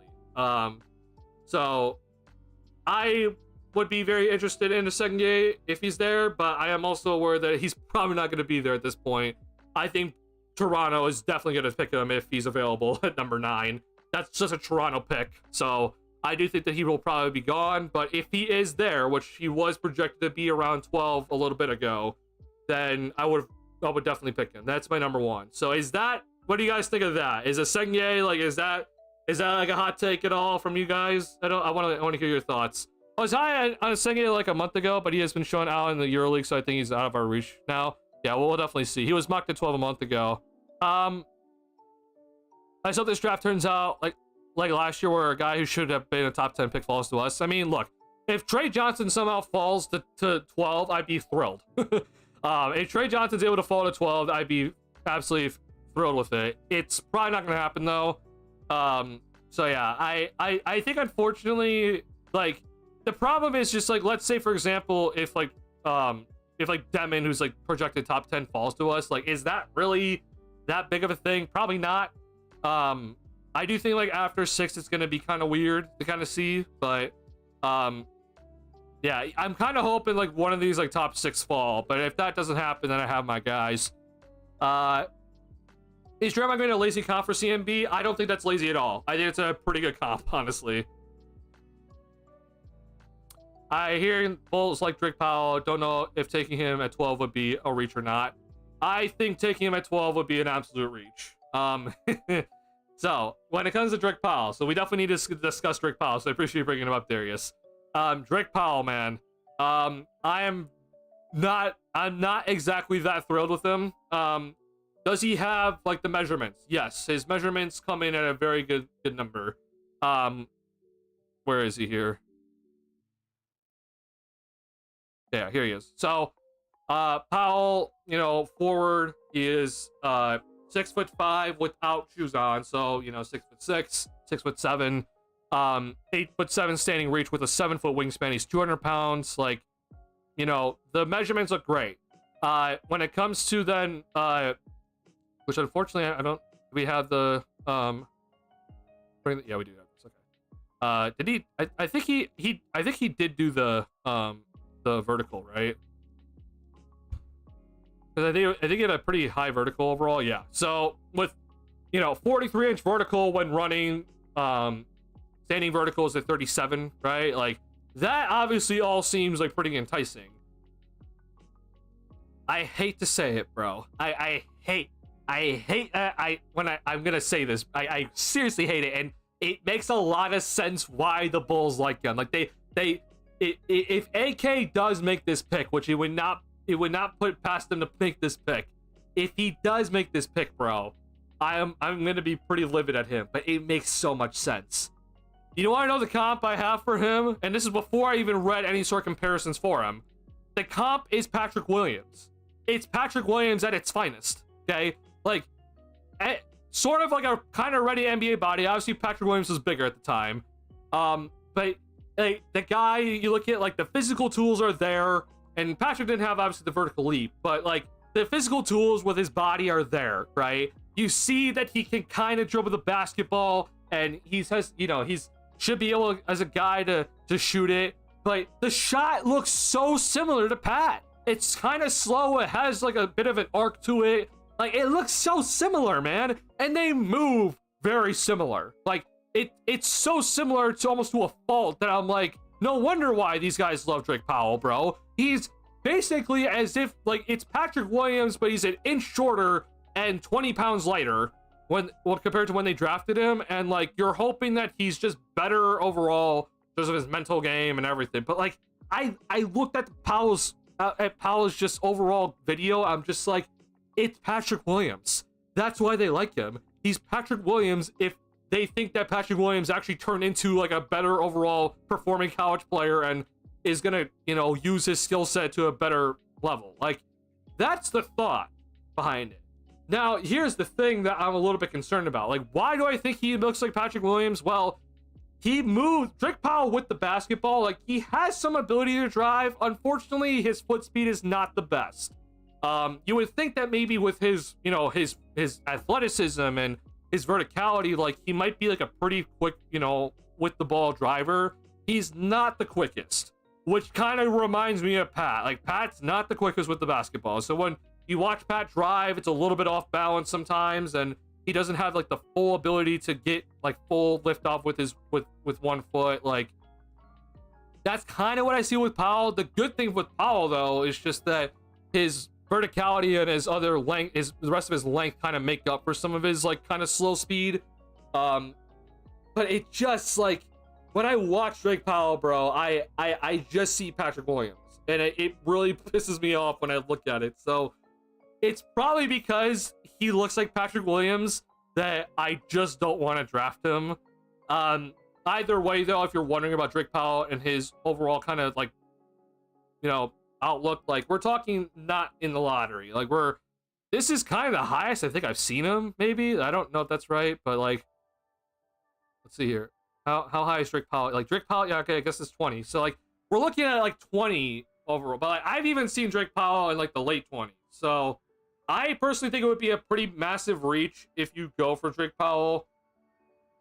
I understand why people like him. I get the physical tools are there. But, man, oh, man, when I watch him, bro, I'm just like, it's Patrick Williams. That's just what I see, man. I see Patrick Williams, and I don't want another Patrick Williams on the squad. Now, granted, when we drafted Pat, like, there's a lot with Pat that I was like, yeah, the physical tools and everything about it. I'm like, hey, this is kind of the reason why we want Patrick Williams. But it's just, I don't know if this sort of Patrick Williams-esque type of guy is someone that we can, like, fully rely on. Is like, oh yeah, like, we can, like, you'll be fine moving forward. I guess the Pat. I look at the wrong. No, this is the wrong draft.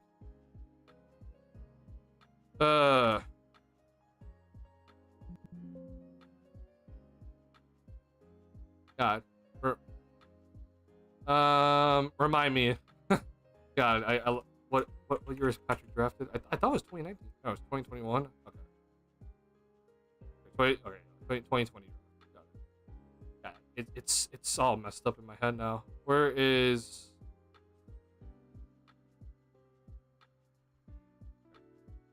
Pat didn't even measure, bro. So Pat was so confident that he was going to get picked high that he didn't even go to the combine and measure anything.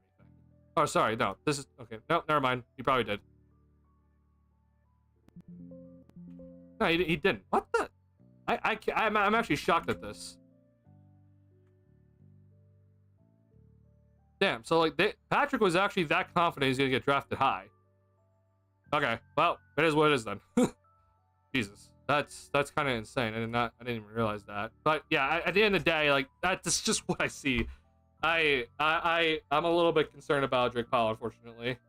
Him and Igor Demo, which I don't get. He seems like a slightly more athletic Giddy. What's going on, Magoogle? I appreciate you being here. We're talking about the draft, potential draft prospects. So, if you want to join in on, like, who your favorite draft prospects for the Bulls, let me know, or type in the chat. We can discuss. I'll go over my favorite draft prospects. Again, since you're here. So Demon. Okay, I've watched Demon a lot. I can understand some of the hype around him. His overall, like, his ability to create shots off the dribble is enticing. He's a 6 foot eight guy that he is able to make a step back 3-point shot. His pick and roll game is pretty solid. He's a very good court vision. He's court vision from top to key, in the post, everywhere. That's very good. He does have the dribble skill set to actually create his own shot. Typically he does need to have a pick and roll for it, but like if he does have that pick and roll, he is able to do it. So like I kind of, when I looked at him, like he kind of looks like he is Josh Giddey, but you have like Cade Cunningham kind of mixed in with him. Not obviously full Cade Cunningham, but like kind of Cade Cunningham mixed in a little bit into him, and like you kind of just get Igor Demon. Now, don't take that as like, oh well, he's the best player in this draft. Then don't take it that way. I'm just kind of talking about as like what his overall skill set is. But the problem with Demon is the fact that he is way too inconsistent, right? Like his overall stats are very, very concerning. So while like we see in his highlight film, like you can hit a step back 3-point shot, or he can find a way to maybe use the pick and roll to his scoring advantage. That just was not consistently happening from game to game, but even half to half, like this guy would just kind of disappear for a half sometimes. So that's the biggest thing. It's just like the shot form looks nice, the off the dribble shot form looks fantastic, but the percentages are god awful. He isn't the most athletic by any means, but he has a bigger wingspan to kind of make up for it, which is kind of good for him. Defensively, he does seem pretty slow, unfortunately, but right now, I mean, like he doesn't really like. The inconsistency is just like, it's so frightening that I'm not like that thrilled about it either. So yeah, I'm kind of with you, just like I don't really get it too much. But at the end of the day, when you look at what a lot of people look at right now, it's just like, oh, what's enticing? If you see a big guard that people are like, oh wow, like, hey, big guard that can pass really well and has some sort of ability to shot create, people love it, right? Like they don't care about like the rest of the inefficiencies. Like people just love that. Just be like, oh, you're big. That's kind of where Demon falls, and that's why there's a lot of hype around him right now. Not personally what I'm looking at, right? For me, definitely not something that I'm like thrilled about for the Bulls draft. But will they draft him? There's a good shot. I mean, I wouldn't be shocked if the Bulls do draft him, because they have Giddey and they like Giddey, right? Taro King said, oh no, to the Patrick Williams comparison. Bro, I'm telling you, Drake Powell looks like Patrick Williams. It's frightening to me. Now, is he better than Patrick Williams? He'll probably be better than Patrick Williams, but how much better, I don't know. It's just so frightening to me when I look at him. I'm just like, it looks like Patrick Williams. It's just a shorter Patrick Williams, honestly. And that honestly might be disrespectful to Drake Powell, but I just look at the body type, the shot form, and everything, how they play. It's just too frightening to me. You guys haven't really kept up with draft picks this year. Prospects that I've been hearing about, a few prospects Bulls fans do want. Okay, yeah. So Magugla, I was with you. I really have not done much scouting up until like really the end of May. So like this is just kind of me sharing my thoughts of what I have looked into when it comes to these guys. Now since kind of mid to end of May, I've done a decent amount of film work with these guys, but yeah, I mean throughout the season I don't really look into it that much at all. But once the season ended and I have more time in my hands, then I've looked into it a little bit more. But yeah, but yeah, I'll really quickly tell you Magugla. Like, so my favorite right now personally is, I really like Asenge. He's from France. Unfortunately, it seems like his draft stock is probably rising right now, to the point where the Bulls probably don't get him at this point. So we're looking at him probably, like, him going to Toronto makes a lot of sense.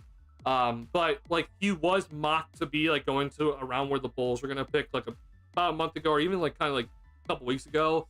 So I personally would have loved to have seen Asenge with the Bulls. I love him a lot. His athleticism is just so eye-popping, and he finishes around the rim really well as a young player.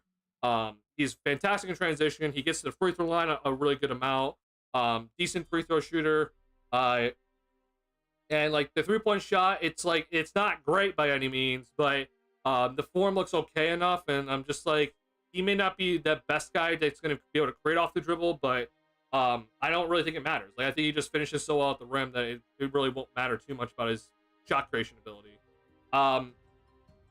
Defensively, man, I mean, like I'm interested to see where he is defensively on the court. Like he does seem more of a 4 on the court defensively, but I mean, he's willing to switch out on the guards and defend it pretty well. His wingspan's insane, so he can make up for any sort of mistakes he makes. So I love Asengye and his athleticism, man. It's so eye-popping to me that I'm just like, I would want him badly if the Bulls are able to take him. My number 2 is Newell. I still is it Asa? Is it Asa Newell? I don't know how to say his first name, and I of course I've watched so much film on it, I don't remember. But Newell, to me, like he's 6'10", or he's like listed 6'9" without shoes, but he's like 6'10". He has a very high motor, especially defensive end. Like he's a very high motor. He gets a pretty good amount of offensive rebounds as well. But defensively, man, like I just love his motor. Like he's willing to switch out on the guards. He can play aggressive or like, you know, drop defense. But like defensively, like he just reminds me of like a smaller Joakim Noah. Especially with his motor defensively, which he will never be what Joakim Noah is defensively, but the way that he just really, like, he really tries hard defensively, he gets into it, he has a low stance, like, he block shots, he has pretty good timing with his block shots, like, it just reminds me of Joakim. Now, offensively, like, there's definitely some work in progress, like, he has like an okay amount of like soft touch around the basket. His pick and roll game is pretty solid. He slip screens pretty well, but the post game, if he ever is going to develop one, is kind of eh. But it is better than, for example, like I'll just say this, like if you want about like post game, it's better than Rasheer Fleming. Like in terms of like the ability to make hook shots and stuff like that, like he's better than Rasheer Fleming than. In terms of his post up. He's probably not better than Queen, but like he's better than Rasheer Fleming for sure. When it comes to like the fouls, like that's kind of like the biggest thing with Newell is just like he might foul a little bit too much. That's, you know, something I feel like that we can kind of live with, but that is kind of like the biggest thing, like his biggest flaw defensively. Could rebound a little bit better, but I'm not too worried about it. And then the 3-point shot, he shot 29% from 3-point range. It's kind of like the other thing for him that I'm just a little bit like, he's a lefty, so like his 3-point shot, it straight up looks like Zach Randolph's shot. So it's a little bit slow. But yeah, if he could ever get that 3-point shot to like being 35%, which I think is pretty doable for him, which we'll see, but I would like it. I like him a lot personally. Good overall kind of measurements for him. And then I didn't actually look too deep into his let's look at this actually. I didn't look too deep into his strength and agility stuff, but I'm interested to see what this says. Hey, how they do this, honestly. It's so weird how they do these listings. Okay, here's Newell. So like 36.5, like max vert, 29, like 30 standing vert. Like he moves, like his agility time is pretty good. He obviously he's a big man, so like his agility time is pretty good. So like yeah, he's not the most athletic by any means, but I really like what I see from him. So yeah, that's personally where I'm looking at. Now, if you're wondering where is, I need to look at this personally because I actually haven't looked too much into this. Where I need to look at it. So like this is Derek Queen's max vertical leap. Like this is kind of where this is why I'm a little bit concerned about Queen. If you're wondering, like his lack of athleticism really scares me. And his agility time is actually not that amazing. I'm actually looking at this for the first time from him. This is not great. 3/4 sprint is also not fantastic. Yeah, I mean Newell obviously he's more athletic than Queen for sure. So that's just where I'm at for him. So that's kind of like my main two right now. Cedric Howard. Okay, so I won't lie. Cedric Howard's not a person I really looked into. Do you have like a short scouting report you can give me, Darius, about Cedric Coward? I have not looked too much into him, unfortunately. I need to do more research on him. I've read his scouting report. I've looked into like about maybe 2 minutes of his film. The only thing I've kind of gotten from him is that he doesn't really have the ability to score off the dribble, and his dribbling mechanics are not the best. But he can kind of get to the rim with good cuts and stuff like that.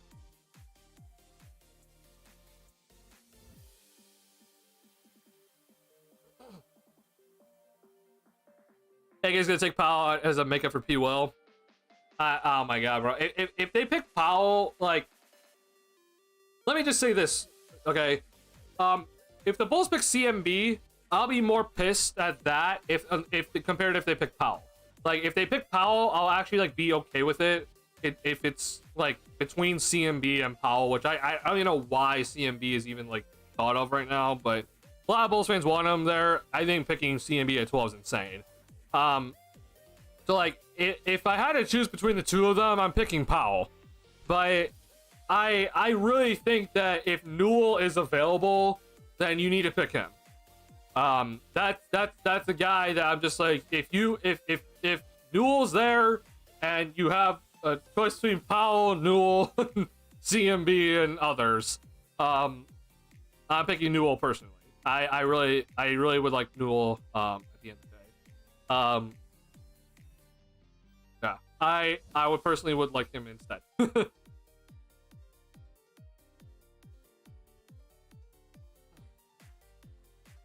The reason why CMB is so high for us because we need defense badly. See, that's the thing though. If you're trying to draft based off need, then you're doing the draft wrong, at least in my opinion. Like, you need to draft based off potential or best player available. Like, if you're like, oh, we need a great defensive guy, we need to draft this guy, like that's insane to me. Like, the job of a draft is so you can draft talent, right? The job of what is not the job of a draft is you to try to fix your holes with the draft. Like, I really think that the whole idea that you need to try to fix your needs in a draft is just, it's overblown. Can the best teams, like the contending teams, do it? Yeah. Some might even have to do it because of their contract situation. But when you're a team like the Bulls and you don't have an all-star on the team, and I don't personally project any of them to become all-stars right now, besides maybe Buzelis, and even him I think is a stretch. Like, you really should not be drafting like, oh, what do we need? Oh, we need a big man. Okay, well then here you go. You need to just draft based off of just who you think the best player is, and who you think might turn into the better player. Drafting based off of need, I think, is really stupid because you're trying to take a 19-year-old to fix your problems. Like, you need to address your needs in free agency or via trades. Like, that's the way you address your needs. Okay. You try to address your needs with the more sure product, the guy that is probably a vet, or has at least like 5 years of experience under his belt, instead of you trying to address your needs with a 19-year-old who is raw and is getting his first ever NBA games under his belt. Like, that to me, the way that people think about the draft is addressing needs, especially for a team like the Bulls, is insane to me. Does this team have a billion guards and needs more forward depth? Yes. But should that stop them from drafting a guard if they think that a guard's available? Like, no. Like, if you think that the best player available is a guard, you draft a guard. If you think that, hey, like, hey, we might have 3 centers, but if we think that the center here is the best, then we draft the center. Like, I don't really care about the fact that we have 3 centers. You just draft based off potential. Yeah, I just the whole like, oh, we need defense. We'll worry about that later. Like, we can go and get more defense in free agency or make trades for it. And honestly, I'm just being real. We're not going to be contending next season. So it's I don't think we need to be like worrying about, oh, we need more perimeter defense right now. That's gonna have to come later, when we do actually try to contend. But it's not gonna be now. We can worry about that later. We need to figure out who the hell are gonna be our all-stars right now. And I unfortunately don't know. Like, maybe Buzelis, but after that, good luck. I need to read. Oh wait. Darius, do you have a scouting report for Cedric Coward at all, or have you not really looked into him at all?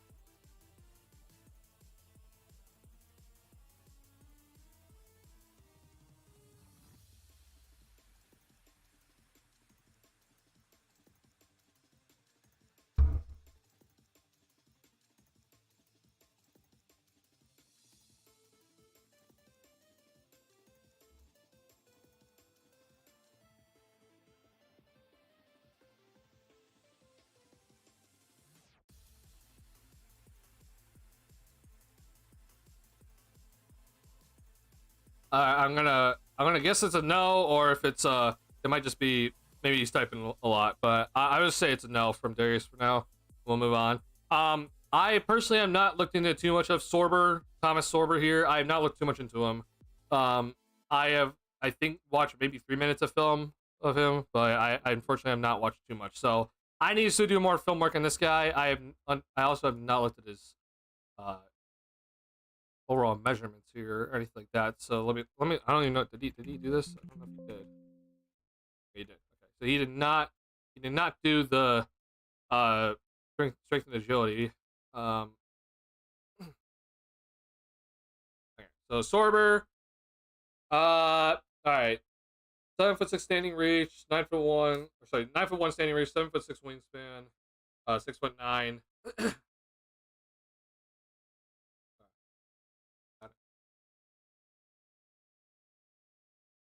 Not really, just was watching a streaming. It was brought up what I saw. Let's say Reggie Bullock. Got it. Okay. Yeah, I have not done much on Cedric Howard. I know the Bulls, so like there is a website right now that is like trying to keep track of like the public acknowledgments of who the Bulls or other teams have worked out. And I'm trying to remember what that website was. Let me look at that. I need to go to Twitter account.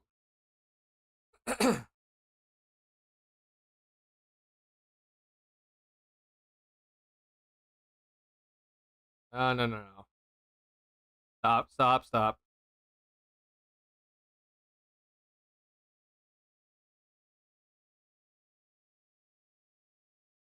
Sorry, where? Music? There we go. Okay. So here's the list of like, this is by Hoops Hype. If you want the link to this, here's a link to this website. Here's basically like who we know at least that's been acknowledged to like, okay, the Bulls have worked out these guys. So we obviously got word that with Newell that he posted, right, if I'm not mistaken, that Newell posted like, hey, he like, here's a Bulls, scrimmage jersey or whatever. So like we got word that Newell is gonna be working out for the Bulls. So we got that acknowledgement. Obviously we would hear about Drake Powell, and that's a whole thing right now. Won't lie, have not looked at any of these other guys. They're listed here. But we have gotten acknowledgments that these guys have worked out for the Bulls. So keep track of this website, because it is interesting to kind of see like, hey, who's getting some draft forecasts from certain teams. I just want to really quickly look at anything from Toronto right now. It doesn't look like it. So Toronto, we don't know. Jeremiah Fears for the Wizards makes a lot of sense. The Kings have worked out everybody apparently. Also, Portland might want Newell, which is like, yikes. So, yeah, we'll see. But yeah, I need to look at the Cedric Howard because I have heard the Bulls might like him as well. I think Will Gottlieb also may have talked about Cedric Howard a little bit. I'm not sure. God, CHGO has had a massive fall from what I was hoping that they would turn into, unfortunately. But yeah, I personally have not looked into Cedric Howard at all, or really that much, so I need to look into him more. I'll give you a better kind of overall thought on him next time. Yeah, oh boy, man, I'm really hoping, for me personally, bro, like it would, like that draft lottery, bro. When I watched that live, I was so pissed. I was so annoyed. Because like, I know everyone's going to be talking about how much with the draft lottery, like how much like, oh, tanking still didn't win because like the worst teams and the Jazz and the Wizards, they fell back. And like, the Dallas Mavericks had the same record as the Bulls and they got the first overall pick, which like, I understand that. But at the same time, I look at some of these other teams that I'm just like, well, either way, like you just having a worse record right now would just be better for you. Like just straight up, I'm sorry, it is what it is. Yes, maybe you don't get the first overall pick, but like I just wish the Bulls had just had a worse record.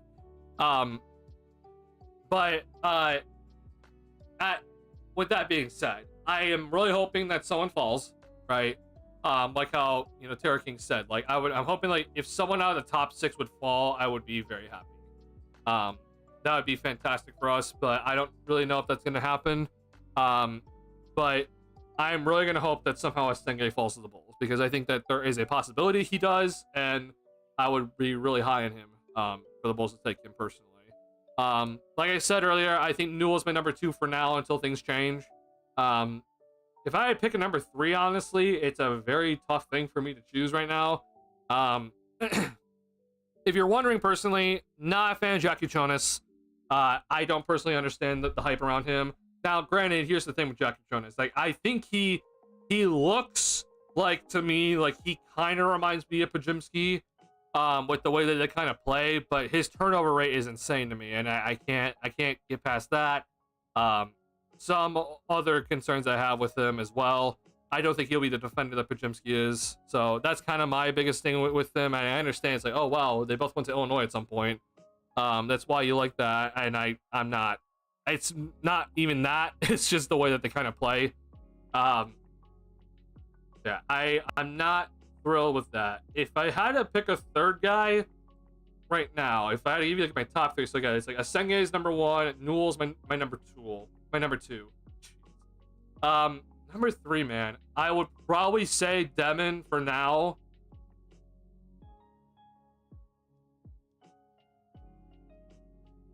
If that's even a possibility, obviously. But I would say Demon. Malik is concerning to me, and it's not shocking to see his draft stock fall. And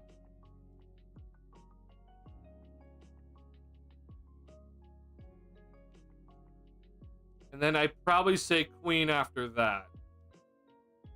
But I really I don't really love Demon or Queen, but it would just kind of be where I'm at. Dallas coin flip to Dallas, bro. That oh god, that draft lottery is just gonna haunt me forever, man.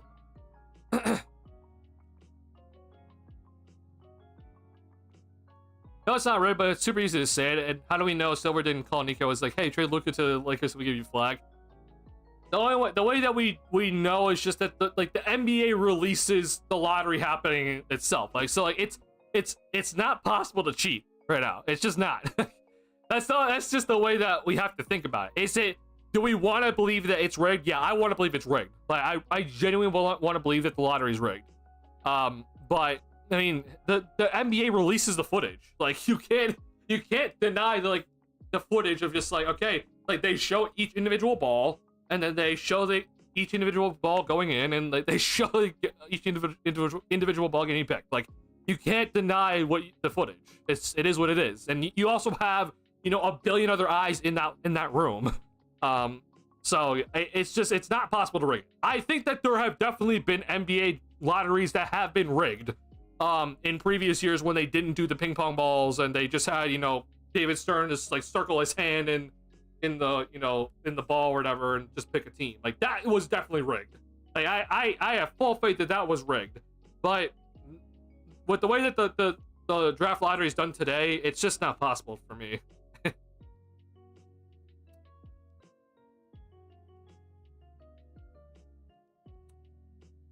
I heard Jackie Jonas mocked to us in one mock. I heard he's not great, didn't play well in big games. So he didn't play well in big games, but his overall game just concerns me, man. He's not anything spectacular in terms of pick and roll ability. But his turnover, he averages so many turnovers for this guy. That's just, to me, I'm just oh my god. So yeah, it's probably me hating more than I should, but I was kind of out on Jackie Jonas early. Because a lot of Bulls fans were talking about the Lithuania connect with him and with him and who's zealous, and I'm just I just don't think that's really it. Or stats? I guess we don't get the stats, I guess, but he's just concerning to me with his decision making, and he has pretty decent athleticism overall, but it really. Just with him, it's I don't really see too much upside. His overall just kind of I don't know. I don't want to call vision of the game, or I don't know what it is with him. But just when I watch him, I'm just I'm not. I don't know if it's he just has tunnel vision sometimes, or it's just I don't know. He really sometimes looks I'm okay, great pass here, horrible decision here. Like, that's kind of just what I get from him. And unfortunately, like, he averages too many turnovers where I'm like, the great passes just don't make up for the bad turnovers for him. That's like the biggest thing. I think that means at least a small chance to be really good, though. In most cases, he won't be. What I don't like about Queen is you just don't imagine a world where he gets a better shot. I mean, bro, yeah. Like, I'm very low on Queen. And yeah, I'm with you with just like the lack of a jump shot, and then obviously, you know, his lack of athleticism overall. But yeah, I am with you on Queen. Like, if I had to choose between Demon and Queen, I'm picking Demon. It's just like after that, like I do appreciate what Queen can do, but it's just I don't see much upside. I'm with you. Carter Bryant looks intriguing as well. Oh, I did look into Carter Bryant. I actually looked a lot into Carter Bryant. So I even wrote this down because I looked at a lot into Carter Bryant. So Carter Bryant, no ability to create off the dribble whatsoever, right? Like he's a very much like, I am not gonna be a person to check. Sorry, I heard my computer did like the da-dun, like something got plugged in, which means that something got unplugged. So I think we're good though. Carter Bryant, like he's a guy that like he is not gonna be a guy that's gonna be able to create off the dribble, at least in his first season, or like maybe even ever. I don't really know. Defensively though, this guy is gifted. Like I see with Carter Bryant, like this guy is very, very gifted defensively. He is to me. So like this is interesting. They see Kelly Oubre and Kevin Knox. Carter Bryant to me looks like OG Anunoby, but just worse right now. Like he to me right now, it just straight up looks like OG Anunoby, but he's just worse right now. So like, could he become OG Anunoby at some point? Like, funnily enough, I did look up the stats actually. Let's see. So Carter.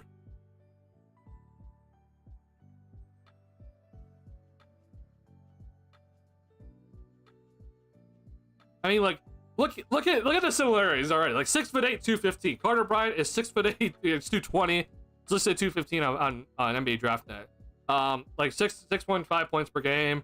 I mean, first year for OG, like, and so we have to go off these obviously freshmen, but like these numbers look just like kind of look so similar to me. I'm just like, oh wow, look at that.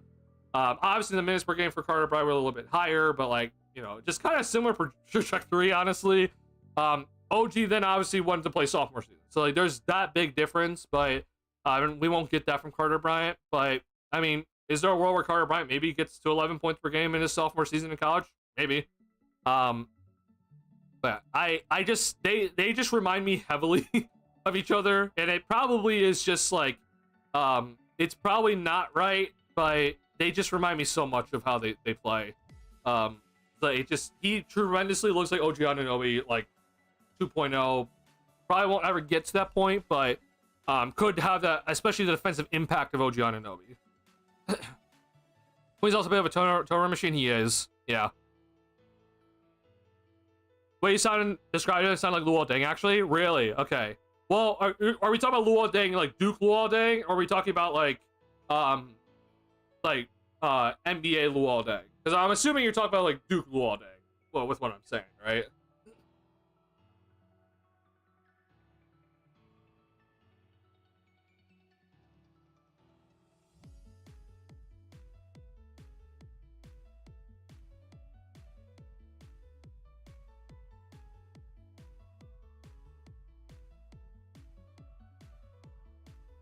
I'm not sure if Darius heard me or not. Oh, interesting. Okay, so Darius, I'm gonna disagree with you on Luol Deng's inability to create in the NBA. Like, Luol Deng, like when he first came into the league, I would agree with you. Like he had some inabilities to create off the dribble, but like in his like all-star into like his late years with the Bulls, I would argue that he was a pretty decent like shot creator by himself. Like, you know, pretty decent in the post. Like, it wasn't perfect by any means, but he's like pretty decent in the post. He was like pretty okay in the pick and roll. He did rely a lot on like the whole floppy action, especially under Tibbs. But to me, like he developed into eventually like the ability to handle the ball pretty effectively. He had some isolation ability like later in his career.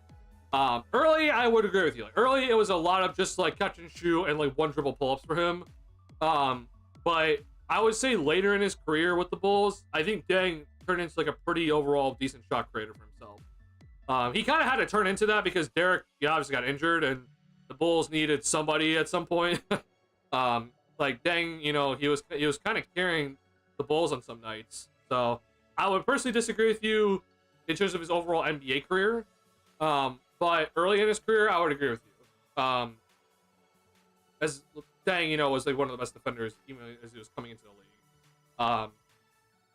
And yeah, he really wasn't able to really create off the dribble by any means.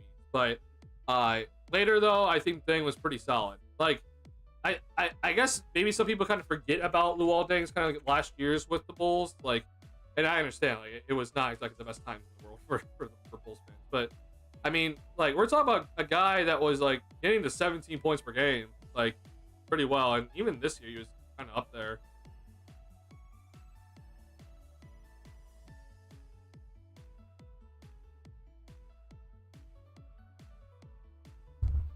I think of Deng from 06-07 too much, but then again, he didn't really help much when Miami was double teaming D-Rose in the playoffs. But I mean, do I think Luol Deng is a second option? No. Like, the Bulls needed a better second option for Derrick Rose for sure. But like, I think in terms of just like actual ability to create off the dribble, like, I think he turned into actually like a pretty solid guy eventually. Despite most of his points coming out catch and shoot and off-ball cutting, he's elite off-ball. Oh, for sure, yeah. He was for sure an elite off-ball cutter.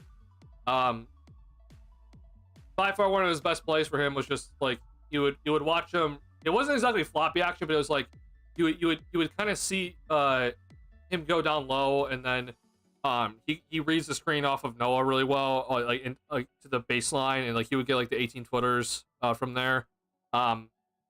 But with Deng, like especially with when Rose went out, Deng really had to turn into like kind of like an on-ball threat, and you saw him a lot where the Bulls would just post him up like pretty early in the shot clock, and he would find a way, especially if he had a mismatch, he would take advantage pretty effectively. But he got some pick and roll opportunities as he got into his like later 20s or mid to late 20s with the Bulls, and he kind of had to do it. Like the Bulls just didn't have much of a scoring threat, obviously, and we're talking about like the 2012 to like 2014 2013 Luol Deng area. But yeah, he I think turned into a pretty overall like solid, I guess I wouldn't say great, I'd say just kind of like decent on-ball ability.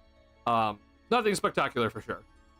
Bryant, though, what I'm saying is like this guy is never really gonna ever dribble. Like, he straight up is looking as if like he is it's catch and shoot threes, which he shoots. When he does shoot, he's actually pretty solid. Like, he shot 37%. It's limited shots, but he shoots a pretty solid percentage with catch and shoot threes. And then it's a bunch of transition and like lobs thrown to him, and etc. Like, that is what Carter Bryant is for now. Can he get better? We'll see. But that, to me, like, Carter Bryant is just straight up that this is what he is. He seems pretty confident shooting kind of like anywhere on the floor at the moment, which is good. Would I take him 12th overall? No. But if the Bulls end up trading, into like the late first round, I'd definitely be intrigued by him for sure. Gotta happen. I don't ever see the Bulls ever trading into the late first round in this draft, but if it does happen, I would be interested. Or if the Bulls, maybe if they trade back, right? Maybe I'd be interested in it. Remember the Bulls offense turning to shit in the 76ers series after D Rose tore his ACL? Oh, I mean, yeah, for sure. Like that. I'm not saying that the offense turned anything great, right? I'm not saying that the offense turned into anything spectacular when D Rose was out, or like Deng turned into like the a great go-to option. It wasn't great. I'm just saying that like he wasn't like solely like, oh, I'm only a off-ball type of guy that needs to get every made shot of mine off catch and shoot opportunities. Like, he wasn't that anymore. Like, he had some on-ball creation. Was it a lot? No, but like he had to kind of be the guy on the team to kind of on-ball create a little bit. Because I mean, who else are you gonna go to, right? like Boozer, was not that efficient at the time. Noah can't really create on ball. I mean, yeah, you don't really have many other options, right? Obviously, then that 2012-2013 season, like, I mean, Nate Robinson had a hell of a season off the bench. I mean, Deng had a hell of a year that year too. Butler turned into like a pretty solid player that year. But I mean, the Bulls won on their defense. They didn't win on their offense. Like, this season was all just like defense, defense, defense, everything defense for them. And the only guys that really scored were Boozer, Deng,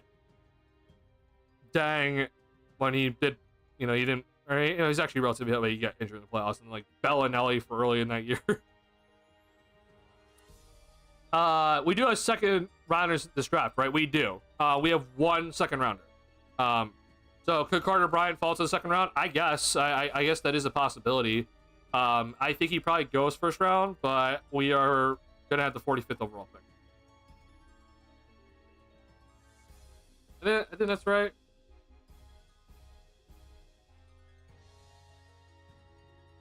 Actually, I think we should have this pick, but don't quite know.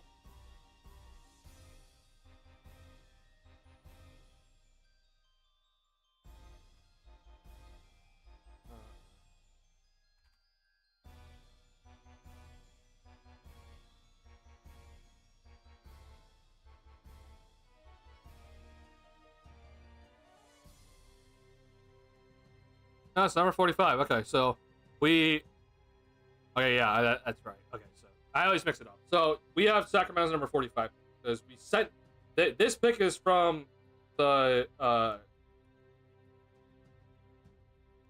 Yeah, okay. This pick is from the. This pick is from the Spurs. We sent this to the Spurs, in the DeMar DeRozan deal, but then the Spurs sent that pick to Sacramento. But then we got Sacramento's pick in the DeMar DeRozan signing trade. So it's very funny, but both these picks that are listed here are included in some sort of DeMar DeRozan deal. But we have one pick, though.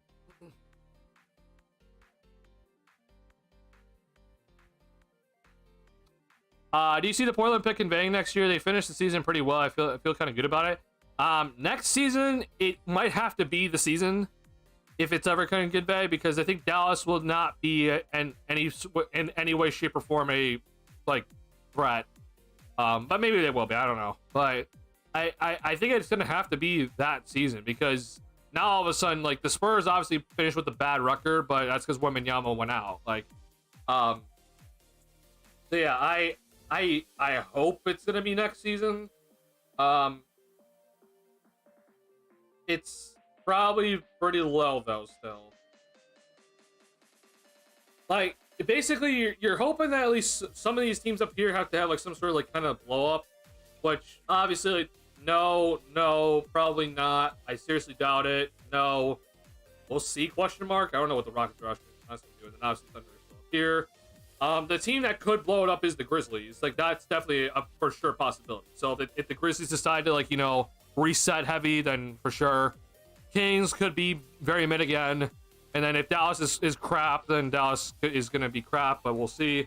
Phoenix is just going to be awful. I won't lie. Phoenix is just going to be bad. I mean, I'm assuming that they're going to trade Durant, but honestly, who knows? But the problem then is that the Spurs are going to be, assuming Wembanyama is healthy, then the Spurs are going to be a problem. So, yeah, man, I'm going to hope that this would be the year for Portland. They finished pretty well. Denny Avdia had a very good end to the season. Now, granted, I don't who knows again how much stock he put into that kind of end of season run for Denny Avdia, but I hope it's legit for them. Yeah, I'm gonna hope that it turns out well. Will it though? I have some doubts, but I have more faith now about them getting that pick from Portland than I did at the beginning of last season. Because I think that there is some Western Conference teams, like the Suns, for example, that I was like, hell bet that the Suns are going to be a good, maybe not a good playoff team, but they're going to be like a decent team throughout the year and make the playoffs. And they just straight up, I don't know what the hell just happened to them. So, well, obviously I do know, but man, oh man, is it rough. So, yeah, yeah, I would personally really hope that it's next season for Portland, because then after that it gets kind of weird. But yeah, I'm gonna hope that it ends up working out.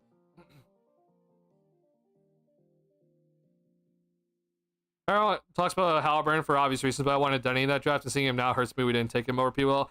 It does hurt, right? Yeah, I mean, honestly, it's kind of weird because like Denny in Washington, he didn't have like that great of a career. Like, you know, we saw good defense from him in Washington, but like it wasn't like anything great.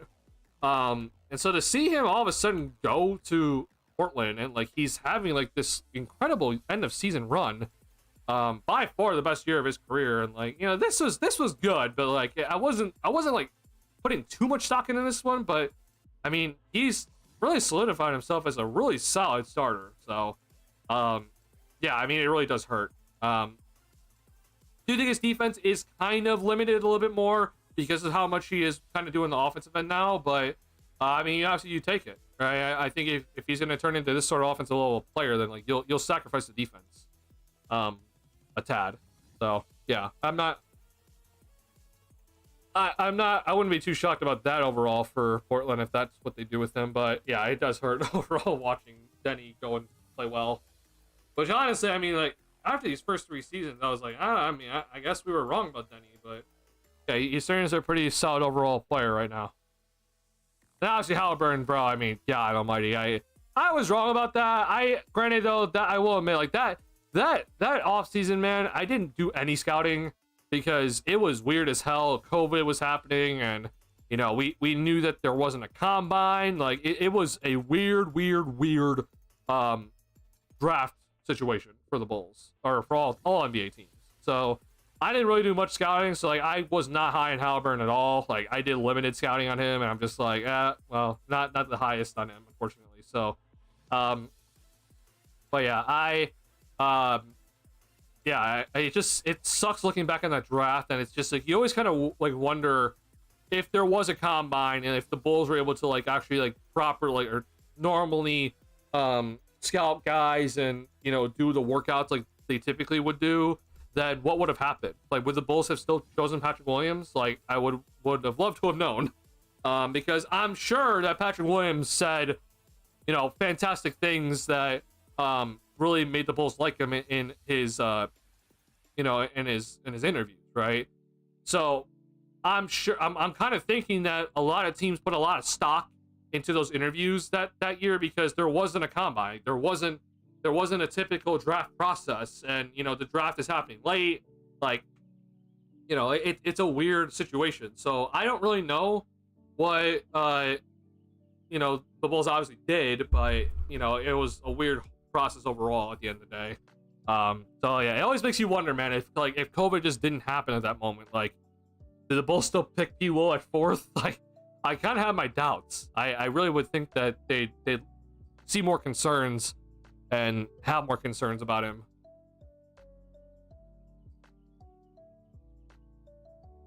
All right. Do we want to talk any more about any sort of the draft stuff before we move on? And I'm gonna go ahead and make a couple announcements here to go ahead and end the stream. But any more of the draft stuff when it comes to the Bulls, or just any more Bulls stuff in general? I've given you my 2 main guys. I've been pretty adamant about my 2 main guys so far in Senge and Newell. Those are my 2 main ones for now. Things obviously can change. We still have 23 days before the draft, so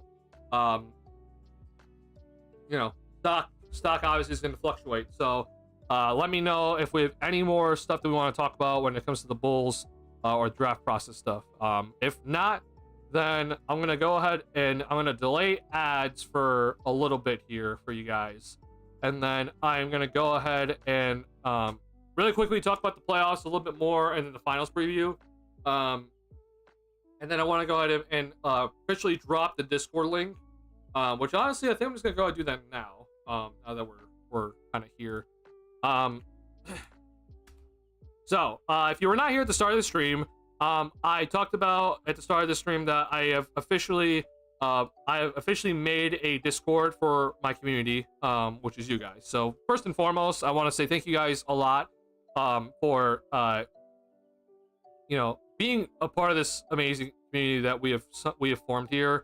And I have thoroughly enjoyed everything with you guys. I have enjoyed being on stream with you guys, doing videos for you guys, and just in general, just talking to you. I talked to some of you guys on Twitter. It's been a lot of fun with every single one of you, and I want to continue to interact with you better, but also want to continue to build this community. And I think the best way to do that is so that we have the ability to communicate or interact with each other even when I'm not streaming.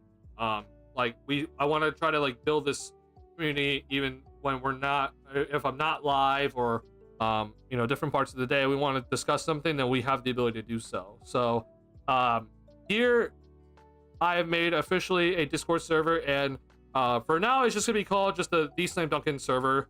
And I have a ton of text channels that I'm gonna have you guys be put into pretty much immediately when you join. Now, granted, I'm gonna just go ahead and say this.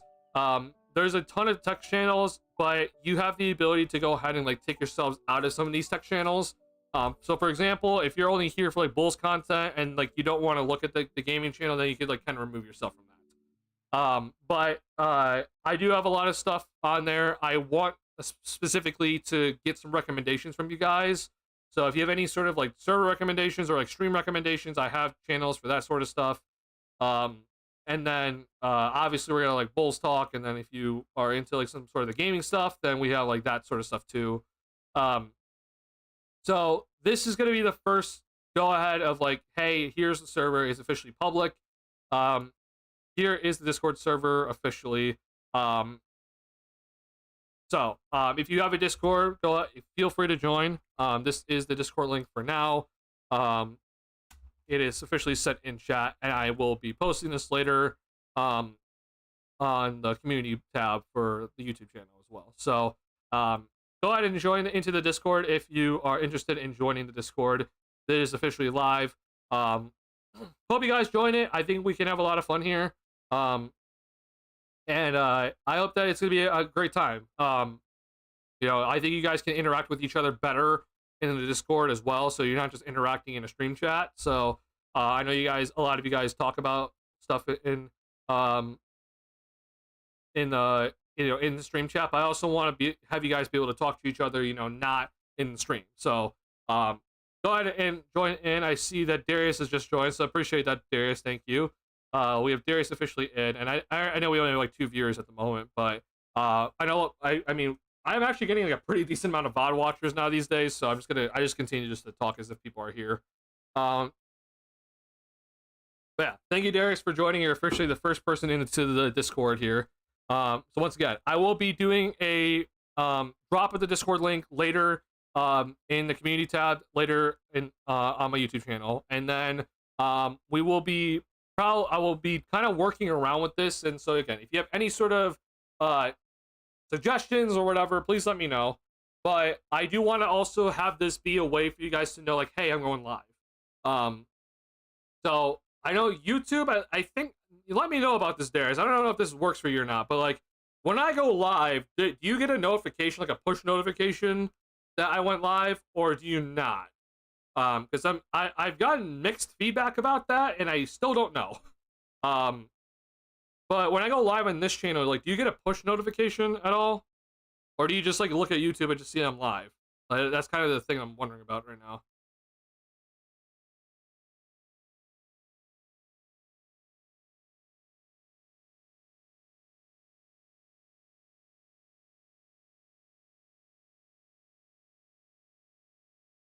Sometimes I get them, sometimes I don't. Okay, yeah. See, it's so weird. I don't really know what to do about that. Because I don't if you're wondering if there's an option for me to send out a push notification or something like that, I don't have that option. It's just supposed to do it. So if that's just kind of one of the things I'm annoyed about with. It's just I don't know if you guys actually get the push notification or not. So there is a text channel that's called Streaming Updates that I will be basically posting every single time when I go live, whether it's on this channel or if it's on my Twitch channel. That's going to be kind of what we're going to be doing from here on out. I also did tweet today that I went live. So I don't know if people like that too. But I'll also be willing to do that as well. Um, but either way though, like I think it's just an easier way to like, hey, no, like, um, hey, if I'm going live and I don't trust YouTube to send you guys the push notification, then you can go and have this be your notification instead. So like you can mute all the other text channels and just have like streaming updates be like the only thing that gives you notification. So like that also is an option for you guys. So I hope it's just a good thing for us. So like if hey you need any sort of notification I'm going live, then here you go. So yeah, I'm gonna be using that for sure. I'll also then be like, if you have just kind of like in general questions, like Darius, for example, like if you if you didn't want to come into stream about like your Jonathan Kaminga question that you had earlier, but you wanted to ask me that still, like this is the way you could do it, and you don't have to like at me on Twitter or DM me on Twitter or something like that. Like this is kind of the way as well. So thank you a lot, Darius, for joining. I sincerely do appreciate that, and I'm sure we'll get more people joining in later. I don't expect to be too big initially, but I think we'll slowly grow. I'll be very pleased with that if we do slowly grow. I think it's a YouTube problem. It's supposed to have a click for bell notifications. Yeah, I mean, here's the thing though, like I do that for some of the bigger streamers on YouTube, and I still don't get their notifications sometimes. So it's kind of weird.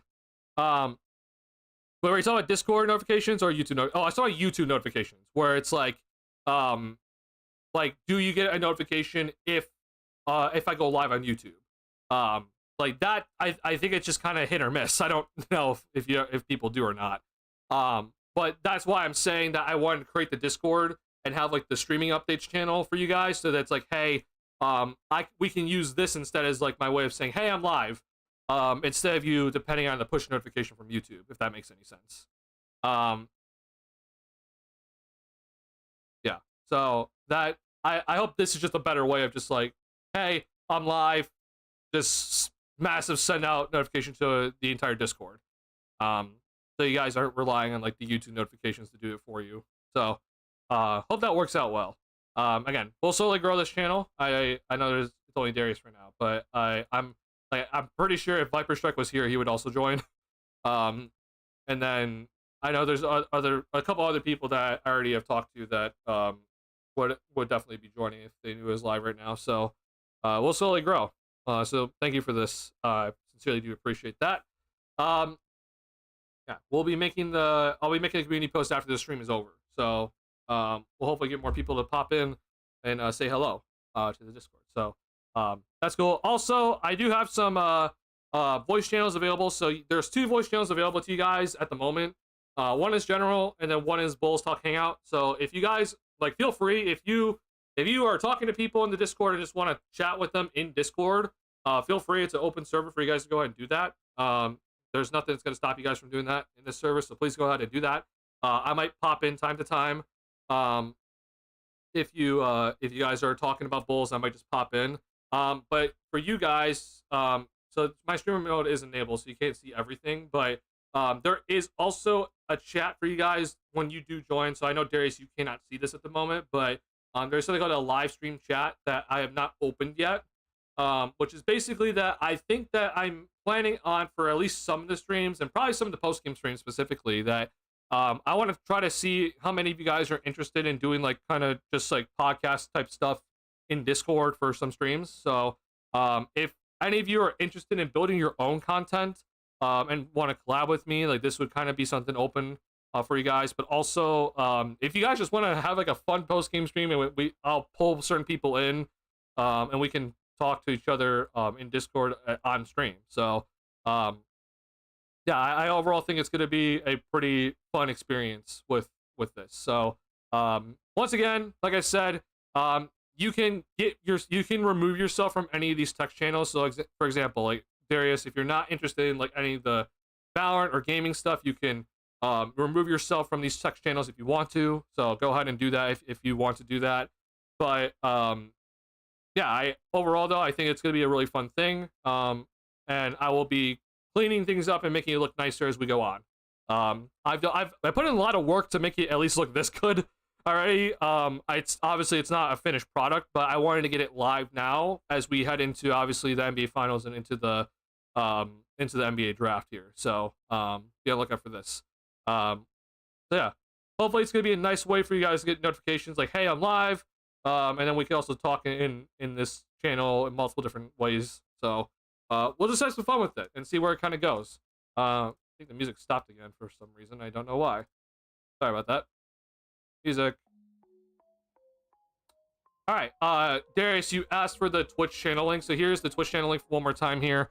I do sincerely, I would sincerely appreciate you following at least. So like, you know, if you're not able to come into tomorrow's stream, that's perfectly fine. But any sort of followers I can get for the channel really helps me tremendously. So if you're able to, and you have a Twitch channel or Twitch account, and you're willing to follow me, go ahead and follow me here. That's the Twitch channel link. It's gonna be SlamDuncan Gaming for the Twitch channel. Don't worry about the YouTube channel just yet for the gaming channel. Just like, I have a gaming channel for YouTube. Don't worry about it just yet though. I'll be talking about that later. All right, so that's the big overall announcements for today. I'm overall pretty happy with the fact that I have a Discord server up and running. I will also be nitro boosting it at some point, just not now, because that does cost money. So give me some time with that. And then again, I'll be posting stuff in the community tab on this YouTube channel, so be on the lookout for any sort of other updates when it comes to some stuff. That is not going to be the only announcement for this off season. I do have some other plans this off season for you guys that when it comes to content, and I would greatly appreciate you guys' support when it comes to this sort of thing I'm going to be doing. So there will be more announcements when it comes to this off season and my overall content. But I also know that you know, we can only be in so many places at once, and you know, we're not going to be on every single social platform. So like, I know some of you guys don't have Twitter, and that's perfectly fine. So I'm going to be looking into doing some other stuff, but if you could support me on some of these other things, I would sincerely do appreciate that. And you guys are a great community, and I really think you guys do a great job of being that great community. So that's the reason why I want to bring you guys along. So yeah, hopefully that works out well. Last but not least though, let's talk about the playoffs here and the NBA Finals preview. So first and foremost, let's just, you know, talk about the Pacers and Thunder getting through both their conferences. Thunder first round match against the Grizzlies, pretty simple for them. Dominated the Grizzlies the first two games, closer games in 3 and 4, and you know, Thunder had a great comeback win in game 3. But you know, first round was pretty easy. Second round though, against the Denver Nuggets, Aaron Gordon hits the shot that gives the Denver Nuggets the 1-0 lead. Pretty close series throughout. Aaron Gordon was insane in that series till he hurt his hamstring, and he was doing the calf injury all series long. Or all playoffs long, honestly. And it was kind of crazy to see that the Denver Nuggets brought the Thunder to 7 games. I was honestly very shocked at seeing that. But you know, Aaron Gordon hitting that first shot, or the first game-winning shot, I think was honestly necessary to get the Nuggets a chance, because the Thunder blew a double-digit fourth quarter lead, and this gave the Nuggets obviously like the one-up, and they had home court advantage at the time, which they didn't capitalize fully on. But I was like, hey, this is what the Nuggets need to give themselves a chance. They brought it to 7. Unfortunately, game 7 was not anywhere close. Thunder basically dominated that game, which kind of sucked, but it is what it is. But that was pretty close, and it was very interesting to see how much the Thunder were struggling to contain Jokic. But then, of course, you put Alex Caruso on him, and it all works out. We still love Alex Caruso. And he was, you know, guarding a 3-time MVP in pivotal game 7. So shout out to him. Thunder then go and face the Timberwolves, who beat the Warriors. Warriors, obviously they lost Steph, so that series was flipped on its head when that happened. But the Timberwolves, you know, they go and they beat the Warriors, and then they go and face this Thunder team. And unfortunately, man, it's a really rough matchup for this Timberwolves squad. But the Thunder, man, they just do everything so well on the perimeter. And unfortunately, Randall's not like the most interior big man. Like, he's kind of perimeter oriented, and so Randall wasn't really able to take advantage of mismatches. But even if there was a mismatch, OKC is so good at helping recovering. And Anthony Edwards, as much as people are going to give him some like criticism, which he deserves some criticism, especially for Game 4, but there were so many moments with Anthony Edwards where he's getting triple teamed, and people are just like, "Why is Anthony Edwards shooting the ball?" And I'm just like, "This Thunder defense is so damn good that they show 3 against him." And it's just like, what is Anthony Edwards supposed to do? Like, he's gonna pass it, obviously, and then the Timberwolves are shooting a shit ton of threes, and they're not making them. Or they didn't make enough of them in some of those games. And then when the games that they were making them, like, it just wasn't enough. Like, it's just so hard, because then your others are making the shots, but then your star is not engaged because he's, you know, being triple teamed. So this Thunder defense is insane. To watch this Thunder defense just straight up take away the pick and roll from the Timberwolves was incredible. Rudy Gobert had a horrific time in the offensive end. Any sort of pick and roll option that they ran, even with Naz Reid, it just seemed like they couldn't do anything against this Thunder defense. And so, poor matchup for the Timberwolves. It really sucks for them. I did not expect the Timberwolves to get to the Western Conference Finals again. So I do think overall the season is a success. But I think they also have some pretty big major decisions coming up here. So yeah, you saying that they should maybe try after KD, I think that would honestly be a really good decision for them. I would personally think that going after KD is a good decision. Do they have the assets? I don't know, especially after the Gobert deal.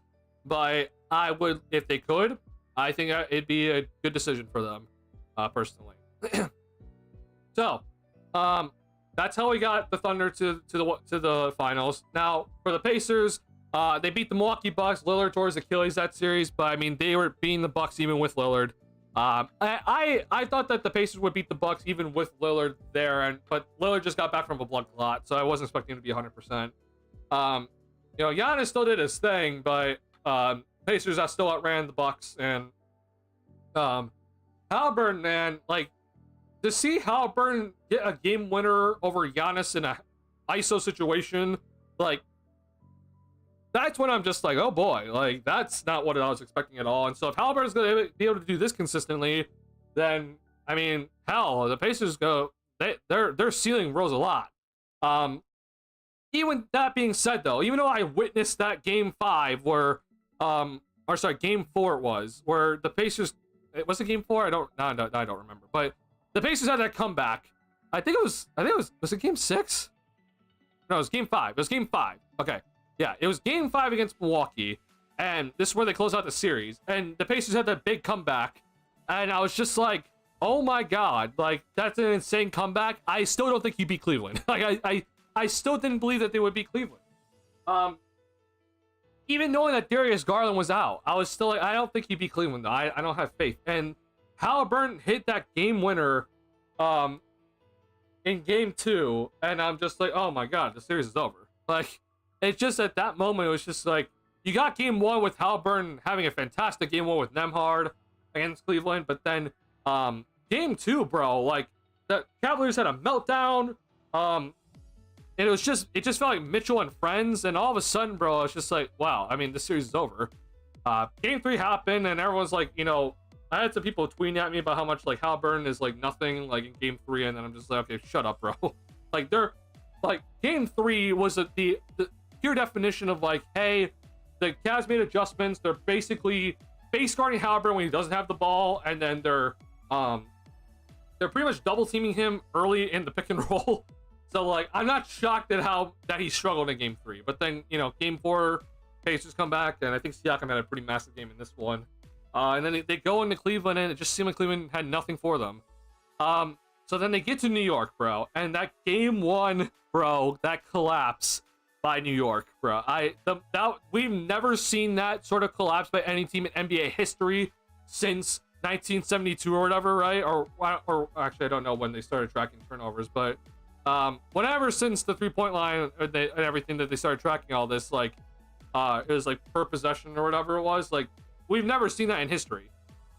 So we saw that happen. Halliburton did the choke sign, and it was just like, oh my god. I think this Pacers team might honestly be the chosen ones, because they're getting these wins, these comeback wins, and it's just like, how the hell are they doing it? Like, that no team has ever done since like they've done tracking of possessions.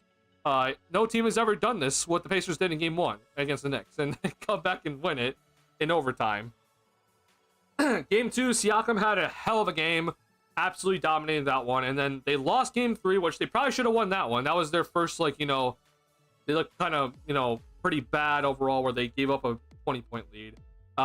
Game 4 was pretty convincing. They lost game 5 in a pretty bad fashion, but then they closed it out in 6.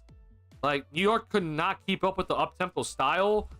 Yet again, I really question Jalen Brunson being your best player overall, but granted, they are one of the top 4 teams left, so I don't know how much I should question too much, but I still question it.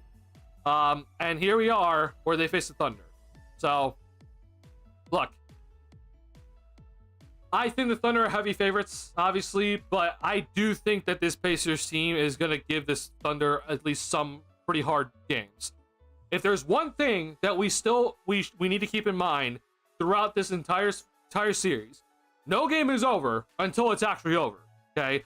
And we've seen this Thunder team blow games, blow double-digit leads at home. We saw it against Denver in game 1 in Oklahoma City in that series, where we saw the Thunder have a pretty much a meltdown. Chet Holmgren kind of missed a dunk, and it kind of spiraled from there. And then all of a sudden, Aaron Gordon hits a 3-point shot to win it. And suddenly, the Thunder blew a 15-point lead in the 4th quarter. So, I understand how much the Pacers are the underdog here, but I just want to reiterate, no game is over until it's over with this Pacers team. So, as much as we think it's going to be a Thunder dominant kind of, you know, start to this series, I don't think this is going to be like as dominant as people think. I still do think the Thunder win this, but this Thunder team, I would not be shocked, or sorry, with this Pacers team, I would not be shocked after 4, it's 2-2. Where maybe it's not like both teams win it at their home court, but some way, somehow, it still ends up being 2-2 because the Pacers get like a comeback victory or something like that. But then I am in agreement with Darius that I think the Thunder would then win it in 6. So I do think the Thunder, at the end of the day, they had just have more to give, and obviously SGA is the best player in the series. But yeah, man, this Pacers team has given me a lot of just enjoyment throughout these playoffs. I thoroughly enjoyed these playoffs throughout. So at the end of the day, even if it's like kind of like a mid-finals, I think it's still a successful playoffs for this year. But I don't think it's gonna be a mid-finals. I really think this is gonna be a really good finals, and I hope that you guys are also excited for it because it's a great matchup, man. I'm very interested to see how the Pacers are going to deal with the perimeter defense from the Thunder, because this perimeter defense is insane. But I'm looking forward to it. That's all I'm going to say. Then we don't know the future of Giddey and the Bulls yet, but it is safe to say that Giddey/Caruso is one of those rare win-win trades for both teams. Caruso was huge in that game 7 against Denver. So here's the problem, Darius. I personally cannot give a win for the Bulls yet. Like, as much as people want to give like the win for the Bulls because of how well Giddey played at the end of last season, I can't give it to him. Like, what has Giddey done with this Bulls team that says like, yeah, this is a win-win trade? I understand everyone's gonna be talking about the individual performance, but at the end of the day, this Bulls team is still pretty much where they're at last season, right? So it's not like this team has suddenly gotten any significantly better. And I don't know how much better they will get. Even if Giddey goes on and tries to become better. So right now, here's the problem. If the Thunder win this championship, it's hard for the Bulls to ever even get a win out of this deal. I know it's harsh, but you're looking at a team that traded a player for a extremely important, one of the best defenders in the league that guarded an MVP in Game 7. And you won a championship because, hey, Alex Caruso in Game 7 against Denver, against Jokic, put up a fantastic defensive performance and was fantastic all playoffs long, one of the best defenders all playoffs long, and is very clearly an impactful player. And hell, he's even starting some second halves. He's that good. And that's how much Mark Daigneault wants him on the floor. When it comes to Giddey, okay, this Bulls team is nowhere near a championship. This Bulls team is nowhere near, right, at least for now, at least in my opinion. And we're talking about the Eastern Conference, too. I don't think this Bulls team is by any means, like, a bona fide playoff team anytime soon. And what I mean by that is, like, you're not going to be someone that's, like, flirting with the play-in or in the play-in consistently. when can we say that this Bulls team is going to be consistently a top 6 team in the Eastern Conference? And a lot of people are going to tell me it's not that far off, but then the Indiana Pacers were the 4 seed, and they had 2 wins more than the Milwaukee Bucks, and they're in the NBA Finals right now. So you can argue with me as just like, oh, well, we're not that far off then from the finals. But I look at it the other way where I'm like, I don't know how close the Bulls are to the Pacers. I think the Bulls are very far from the Pacers. And I also think that the Bulls are pretty far from the Bucks, especially if they keep Giannis here, even with Lillard being out. And I think Detroit is just going to continue getting better. Now, Boston is going to be interesting next season because no Tatum. But, I mean, Magic, like, they're probably on the up and coming. So, I just don't know where the Bulls are at when it comes to being a bona fide playoff team. And that's only when we can even start to consider, was this a win-win trade? Because right now, to me, it's just up in the air. Like, that to me, like, to me right now already for the Thunder, it's probably already a win. But especially if they win the championship, it's a flat-out win for them. Like, they didn't have to think of it twice. They didn't have to give up a draft pick in this deal. For the Bulls, what's it gonna take for you to consider this as a win for the Bulls? Because for me, I'm just being dead serious. Like, Giddey, right now, if Giddey goes and puts up, like, let's just say Giddey goes and averages 17, 8, and 8 for, like, the rest of his Bulls career, but the Bulls continue to only be either a play-in team or maybe they make the first round here and there, like with the 6th seed, but they never get out of the first round. Like, to me, this is just not a win. I'm sorry, but it just isn't a win. I think the way for me for this to be considered a win is if Giddey actually turns into the all-star that people think he can turn into. I'm not one of those people. I don't think he will become an all-star. But if he turns into an all-star, then I think this is a win. So then it doesn't really matter what the Bulls' record would really look like. But usually the all-stars are from winning teams. So again, you kind of need to kind of win for Giddey to even become an all-star, which is the reason why I'm saying, like, he has to become an all-star for me to consider this to be a win for me. But people have their differences of opinion. That's fine. But to me, it can't just be, hey, Giddey becoming a solid point guard's a win. That's not enough of a win for me. Because you traded to me one of the best defenders in the league, a guy that has made multiple all-defensive teams, and just won a championship, and it was a very key factor to this team winning a championship potentially, right? We'll see. Maybe the Pacers win it, but you're talking about a guy that is a key factor to potentially winning a championship here, and like, how do you beat that or even get close to being on par with that? It's hard, because now the standard is set really high. So I don't know. I have some doubts, unfortunately, about this being a win-win trade. Right now, I think, like, even the Cat Randall deal, I think, is like, that was probably the closest to a win-win trade for now. But you could still argue which team kind of lost in that deal right now. So, but I mean, if you just look at, for example, the Randall Cat trade, both teams made the conference finals. So you can really argue that it's a win-win trade straight off the bat, because both teams made the conference finals, and then they were both the second best players on their teams. One performed better than the other for sure, but they at least both made the conference finals. For the Bulls, man, it's gonna be rough. I don't see this Bulls team really going anywhere anytime soon, unless Buzala turns into an all-star or something like that. So I unfortunately think for Giddey, the standard is really high for this to be a win-win trade. And it's because you traded this guy to the Thunder, and they're set to win a championship here. And this is a guy that's an all-defensive team defender. Okay, he's not just some role player. He's not just some average role player that is just gonna fit his role or play his role well. Okay, this is one of the best defenders in the league. Made multiple defensive teams. Like, this is not just some guy that I'm just like, yeah, he's okay. That's not how it works. Not to mention, then they got Cruz on a very cheap, very team-friendly deal for what he does.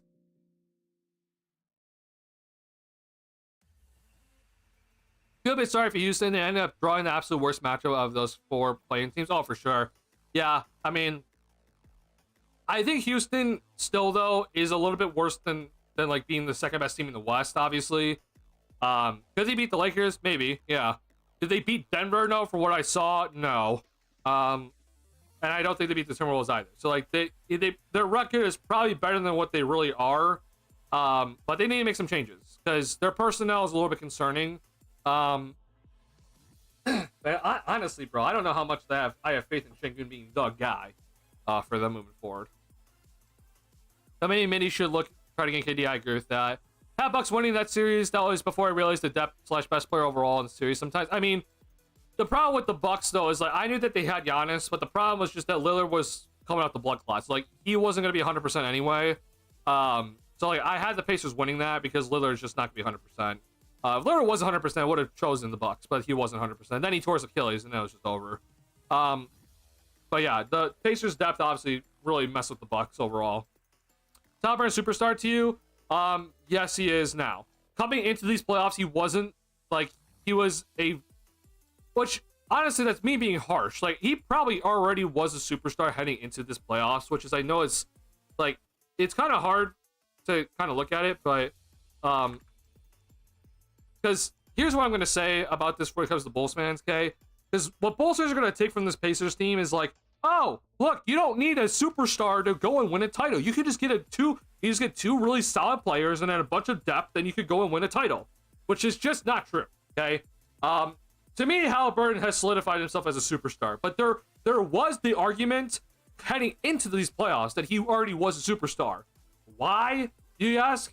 Well, Tyrese Halliburton had already made it an All-NBA team twice heading into this season, okay? So you're talking about no matter what, right? That heading into this postseason, Halliburton had made the All-NBA team twice, and we're just talking about as if that doesn't matter. Like, you can't tell me that, okay? That means, especially now with how the All-NBA teams work, that means that Halliburton was a top 15 player in the league, okay? It may be two All-NBA third teams. I don't know why it's not showing up here, but he made All-NBA this year as well. You can see here, he made two All-NBA teams. But that already tells you, like, Halliburton was a top 15 player in this league this year. I understand injuries, but you're still, then, even then, it's like, okay, he's still a top 20 player, okay? Now, Siakam, as much as people are going to be like, oh, well, Siakam, isn't really an all-star or whatever, like, first and foremost, Siakam was an all-star this season. Or, no, he wasn't. Yeah, he was. He was an all-star this season. Yeah. Siakam was an all-star this season, but then this is also a guy that has made multiple All-NBA teams. Like, you can't tell me that, oh, we just need to get up, like, some, like, okay guys or, like, guys that are kind of borderline all-stars and we'll be fine. Like, no. These two guys that the Pacers have gone and got, these are two guys that have made multiple All-NBA teams. These are not just, average all-stars or, borderline all-stars, okay? These guys are, with Halliburton specifically, at least in my opinion, I think he's a superstar. With Siakam, I could probably argue is maybe more of like a second option star. But either way, bro, I mean, these guys are still guys that have made multiple All-NBA teams. And they had the potential to be the superstar on any given night. So to me, like, I think Halliburton is a superstar. He has flat out shown it these playoffs. Especially during the clutch, these playoffs, man, like he's been insane. But I think that it just took me these playoffs for that to materialize in my head. Like I knew he was very good and all-star caliber, obviously the past 3 seasons. Like that was not that wasn't a that wasn't any sort of debate in my mind. And probably should have been an all-star this year. He just didn't get selected. But I guess I just didn't have him in a superstar category just yet. But I probably should have because he was very clearly running the Pacers offense. And not only is he running the Pacers offense in these playoffs, but like he has been everything for them on the offensive end. And transition, just the ISO situations, the clutch shots, like he's been everything. And that, no matter what, you can't argue with me, that is for sure a superstar. So yeah, I think Halliburton has absolutely shown that he's a superstar. The biggest thing with him that a lot of people don't understand is that this guy just doesn't turn the ball over. I know a lot of people talk about it in the playoffs now recently. I know like game 6 wasn't like his best turnover game, but this man, bro, he just doesn't turn it over. For as much as he handles the ball, for as much as he passes, this guy averaged double-digit assists the past 2 seasons and 9 assists this season, okay? He averaged 2.5, 2.3, and then this season was 1.6 turnovers per game, okay? That's insane. That's just insane to me, for especially in this sort of style of the NBA this year. Like, you're going up against, especially in the playoffs, some of the better defenses, and you still find a way to not turn the ball over. And he's just doing it so consistently. Yeah, I mean, we're talking about for this year's playoffs, man. Like, the amount of turn he has 31 turnovers in 16 games. I mean, that's less than 2 turnovers a game. And he got 3 or 4 in that last game against the Knicks. Like, that's insane. We're talking about less than 2 turnovers in a game. I really think that this guy has solidified himself as a superstar. So I hope that Bulls fans don't take this as like, oh, wow, AK's vision was right. You just get a bunch of, like, you know, 9 to 10 really solid guys, and you go and you can win the championship. No. Halliburton's a superstar. Siakam's an all-star, man. Both of them are all-NBA players for multiple seasons. You can't just say that these guys are not just some of the best players in the league. You can't say that. So I really think that this Pacers team is incredible to watch. They're a joy to watch. And they have a big matchup ahead of them, but I think it's going to be fun. Can the Bulls replicate what they did? I think it's very hard. The Pacers, when they acquired Siakam, they had extra picks. Like, they had extra picks, I think, to send, right? I think it was from Denver. I'm not entirely sure, honestly. But the reason why I'm very much down on the Bulls is just that I don't think that they have enough assets to kind of go and make a Pascal Siakam trade, or obviously, you know, the Halliburton trade was from an all-star, you know, caliber center for Halliburton. So I don't see any of that happening anytime soon for any of these guys currently on the roster. And I'm hesitant to trade any of these future picks for the Bulls right now. Okay,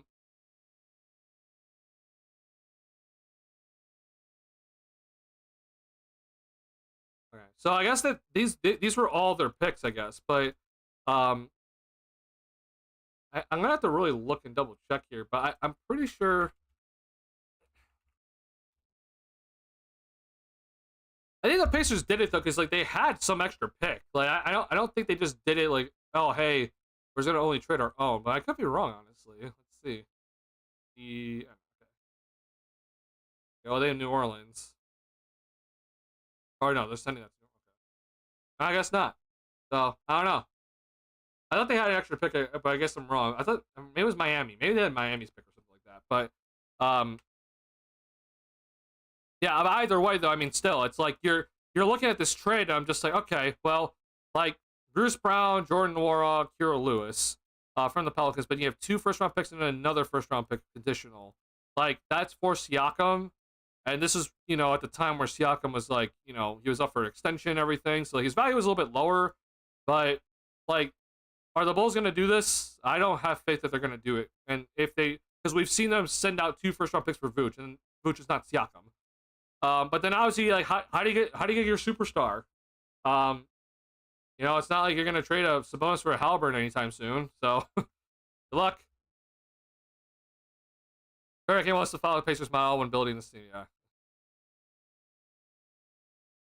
I don't know. The East's going to look a bit weak next year, especially if Giannis gets traded. If Giannis does get traded, then yeah, the East is going to look pretty weak. Here's the problem, though. I think the Magic are going to be better than what they were this year. I think that you're going to be seeing the Atlanta Hawks are going to be better than they were this year as well. Miami's also just a big, like, I don't know.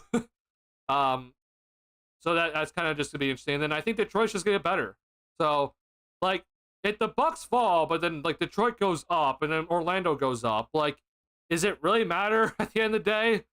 And reminder, like, the Pacers are the 4 seed, but then they're in the finals right now. So all of a sudden, like, you know, our power rankings, like, we had the Pacers, like, below Boston and Cleveland for sure, and some people had them below New York. But then all of a sudden now it's like they're in the finals, so we're looking at them as being one of the better teams in the East. Like, it's not just going to be like I feel like it kind of evens out at the end of the day. But yeah, that's just my opinion. Do you see the East getting worse next season? Do you see one of the 4 playing teams from the last year making the top 6? I mean, yeah, I think the Magic make the top 6 next season.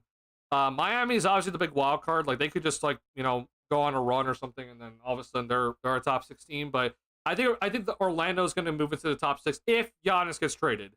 I think Boston is still going to be good. Like, Boston is still going to be better than the Bulls next season, assuming that they keep Brown and, you know, they don't trade both Drew Holiday and Derek White this upcoming offseason. But they might need to trade Porzingis. But honestly, that might be okay.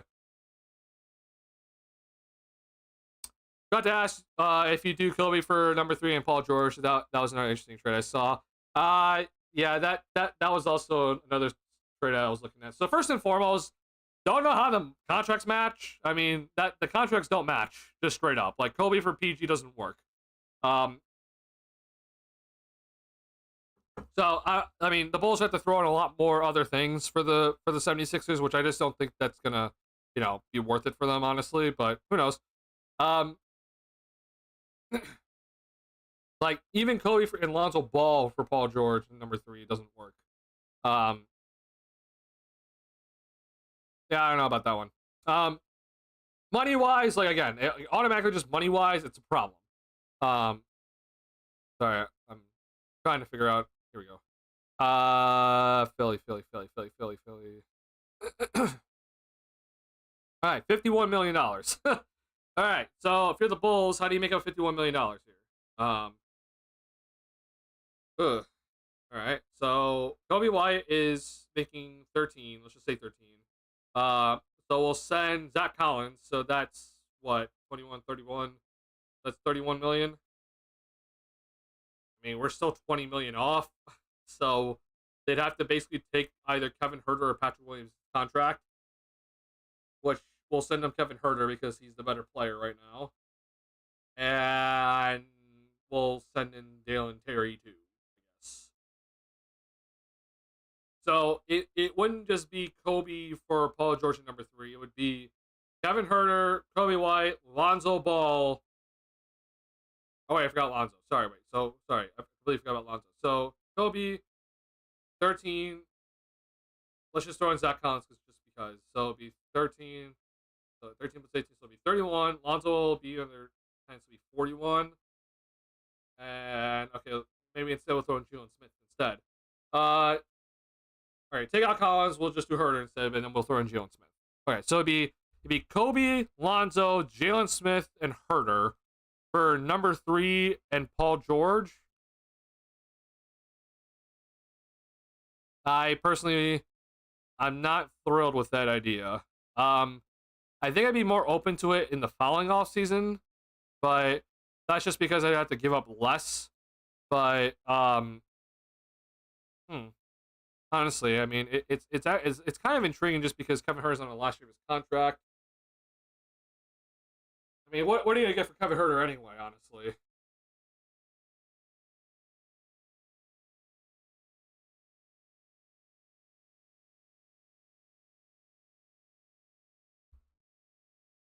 the only issue is just that, like, I know a lot of people are talking about the Bulls' cap space in 2026, 27. It's just like there's tweets going around talking about, like, oh, the Bulls could have $120 million in cap space, and it was like, oh my god, $120 million. But, like, that's not factoring in Giddey's contract. That's not factoring in draft picks. It's not factoring in any extensions the Bulls give out, any trades the Bulls do. So, like, the Bulls are not going to have $120 million. And let's say if Giddey gets to $30 million, it's like they're not going to have $90 million in cap space. And then that's, again, it's not counting all these cap holds here either, which Kobe has a pretty significant cap hold. But I mean, Paul George, God, what is PG making in? How much is he making in 2026, 27? Ew, God, bro. Oh my god, it's so disgusting. I think I say no.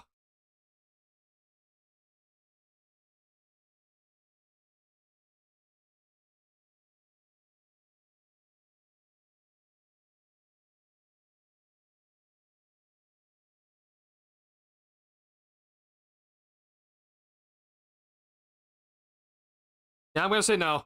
The biggest concern for me is just like PG looked awful last season, and I have no faith he's gonna look any better. Um,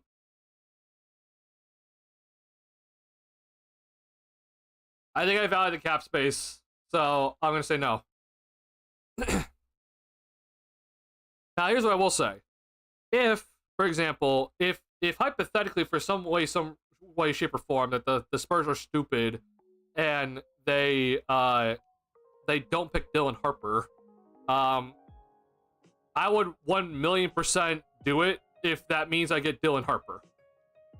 But because we're not going to get Dylan Harper in this deal, you're picking between Ace Bailey and VJ Edgecombe, which, granted, I mean, they could turn into something great. I don't know, but I'm not as high on them compared to Dylan Harper.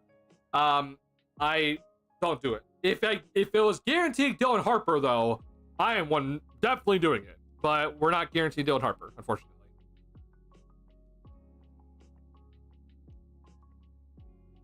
Go on, Delbert. Appreciate you being here. Delbert, do you have Discord?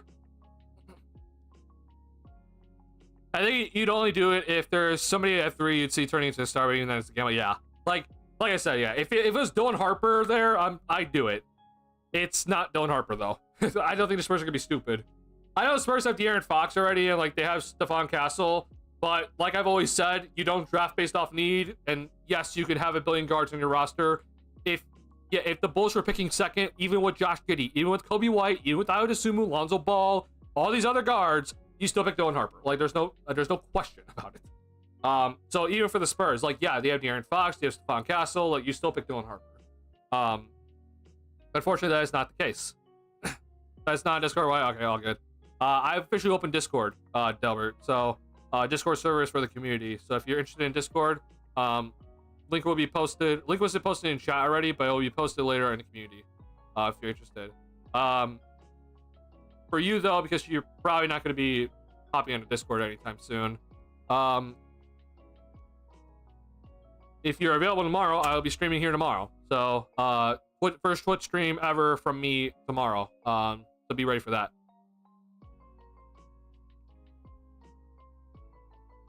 Delbert, were you a person that was looking into any of the prospects that for the Bulls? Like, have you done any scouting? Because we've a lot of this stream has been talking about like the prospects that the Bulls could potentially pick at number 12. Obviously, when I was streaming in like end of April, I wasn't scouting at all really, but since obviously the Bull season ended, I've scouted. And I've given my main guys. But have you been a person that was scouting at all?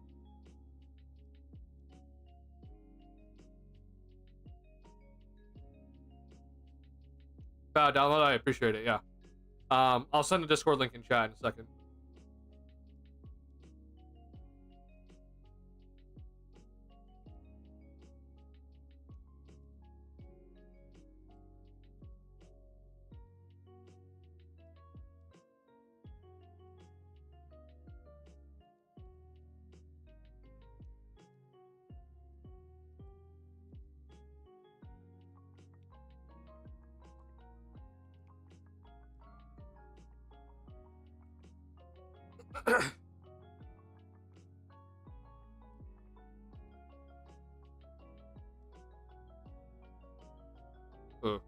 I don't know if Delbert heard my question or not, which is all good. Are you still here, Delbert? I don't know if you're still here or not.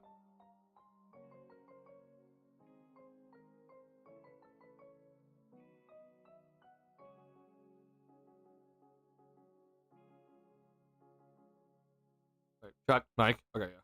We're good.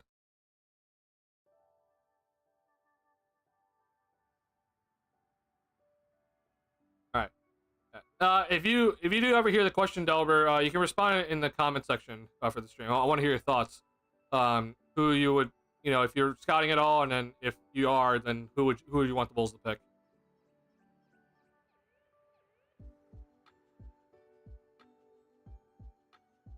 All right. With that being said, though,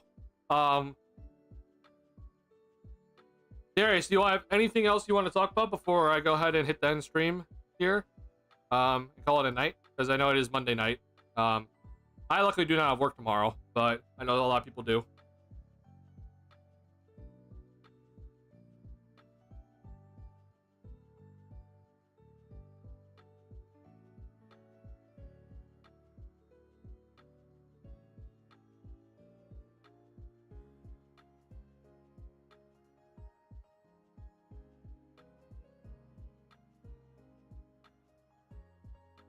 My bad. Oh, gotcha, Delaware. Okay, yeah.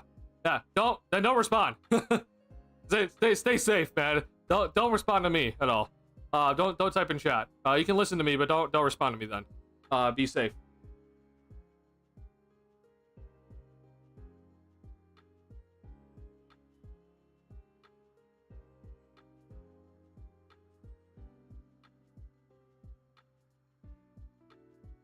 All right. I do think then, with that being said, because I think we are officially, I've talked to your ears off for about 3 hours, or over 3 hours now. I do think it's going to call it a night. So, just to wrap up the stream, we talked about, some of the playoffs, kind of, reviewed some of the playoffs, and obviously the Thunder Pacers matchup. I think it's going to be fantastic. I really think that,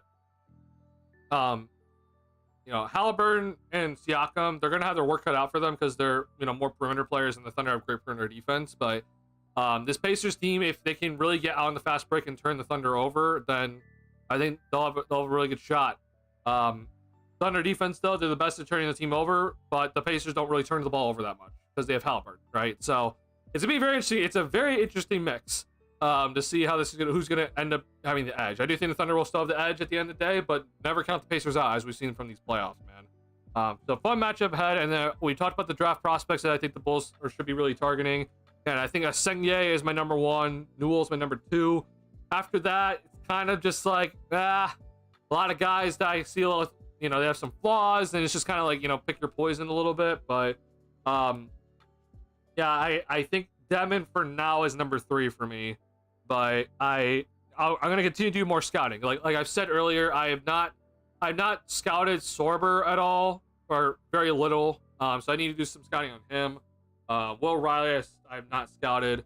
So I can definitely do more scouting, and obviously things are gonna change. So I'll be continuing to update you guys. So if you have joined the Discord, which I know Darius has, then we can always talk about that when I'm not on stream.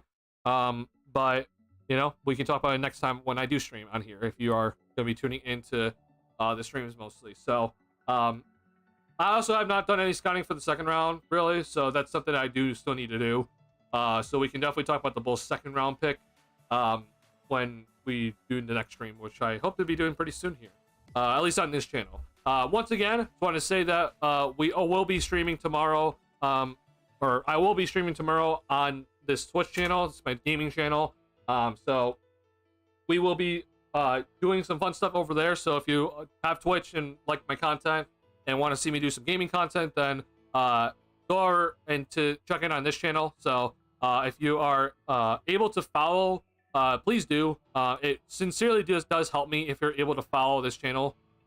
It truly does mean a lot if you're able to follow it. So please do follow this Twitch channel if you're able to. So yeah, be on the lookout for any of the Twitch streams here. But most importantly, what we did today is that we started up the Discord. So we officially have a Discord server up and running, and I'm very, very happy about it. So the Discord server is going to be for you guys and to help, interact with each other, but also for me to interact better with you guys, even when I'm not streaming. So this is the Discord link. This is the Discord invite link. So please go ahead if you are interested in joining the Discord at all. Here's the link to the Discord. Big thing. I think it's a big step for the community overall. So I hope to see you guys in the Discord. Live text channels. So at any point, if you want to remove yourself from a text channel, go ahead and do so. I think it's going to be a fun overall time in the Discord channel with you guys. So hope you guys all join in and have some fun with each other, and also engage with me. And we can have a lot of fun things to do in the Discord. So shout out to Darius for being the first person to join and sticking around with the stream all night. So I sincerely do appreciate that from Darius for sticking with me for basically all 3 hours. And asking questions and everything. So thank you so much for that, Darius. Thank you so much, Viper Strike. I know that you tuned in as well earlier, and Terrell King and Delaware for checking in a little bit later. So thank you guys so much for all that. If you have not already hit the like button on the stream, please do. It helps me out a lot. If you're new to the channel like Bulls content, please hit the subscribe button. Be on the lookout for a community post later today. I will be putting out the community post about the Discord channel being up and live very shortly here as the end stream. But with that being said, though, thank you guys so much for tuning in. It's been a lot of fun talking to you guys again. I know I haven't streamed in about a month since the Bull season has ended, so we've had basically the entire playoffs played since we've last talked. But I've thoroughly enjoyed the playoffs. I've really enjoyed my scouting time with the draft prospects for the Bulls since the Bull season has ended. I've really enjoyed scouting a bunch of these guys, and obviously, talking about off-season potential acquisitions is always really fun to talk about with Bulls fans on Twitter. So I've thoroughly enjoyed, even though no Bulls games are on, I've been thoroughly enjoying the NBA and everything about it. So even when we get to the end of the NBA season here, I hope that we still can have a lot of fun with the NBA on this channel and in the Discord server and everything about it. So thank you guys so much for being a great community and supporting me throughout all of this. It means a lot. And checking in on the stream tonight. If you're a VOD watcher, sincerely do appreciate you VOD watching and checking in on what I'm doing during these streams, even if you missed the live stream. And I'll be seeing you guys tomorrow on the Twitch stream. So once again, if you're interested in tuning in tomorrow, it will be on this channel for the first time. I'll be streaming on Twitch. So hope to see you guys there. All right, y'all. Monday night, it is 10 o'clock. I know a lot of you guys have work, so hope to send you guys off before it's too late for you guys. Thank you guys so much for tuning in. I'll see y'all tomorrow. Peace out, y'all. Bye.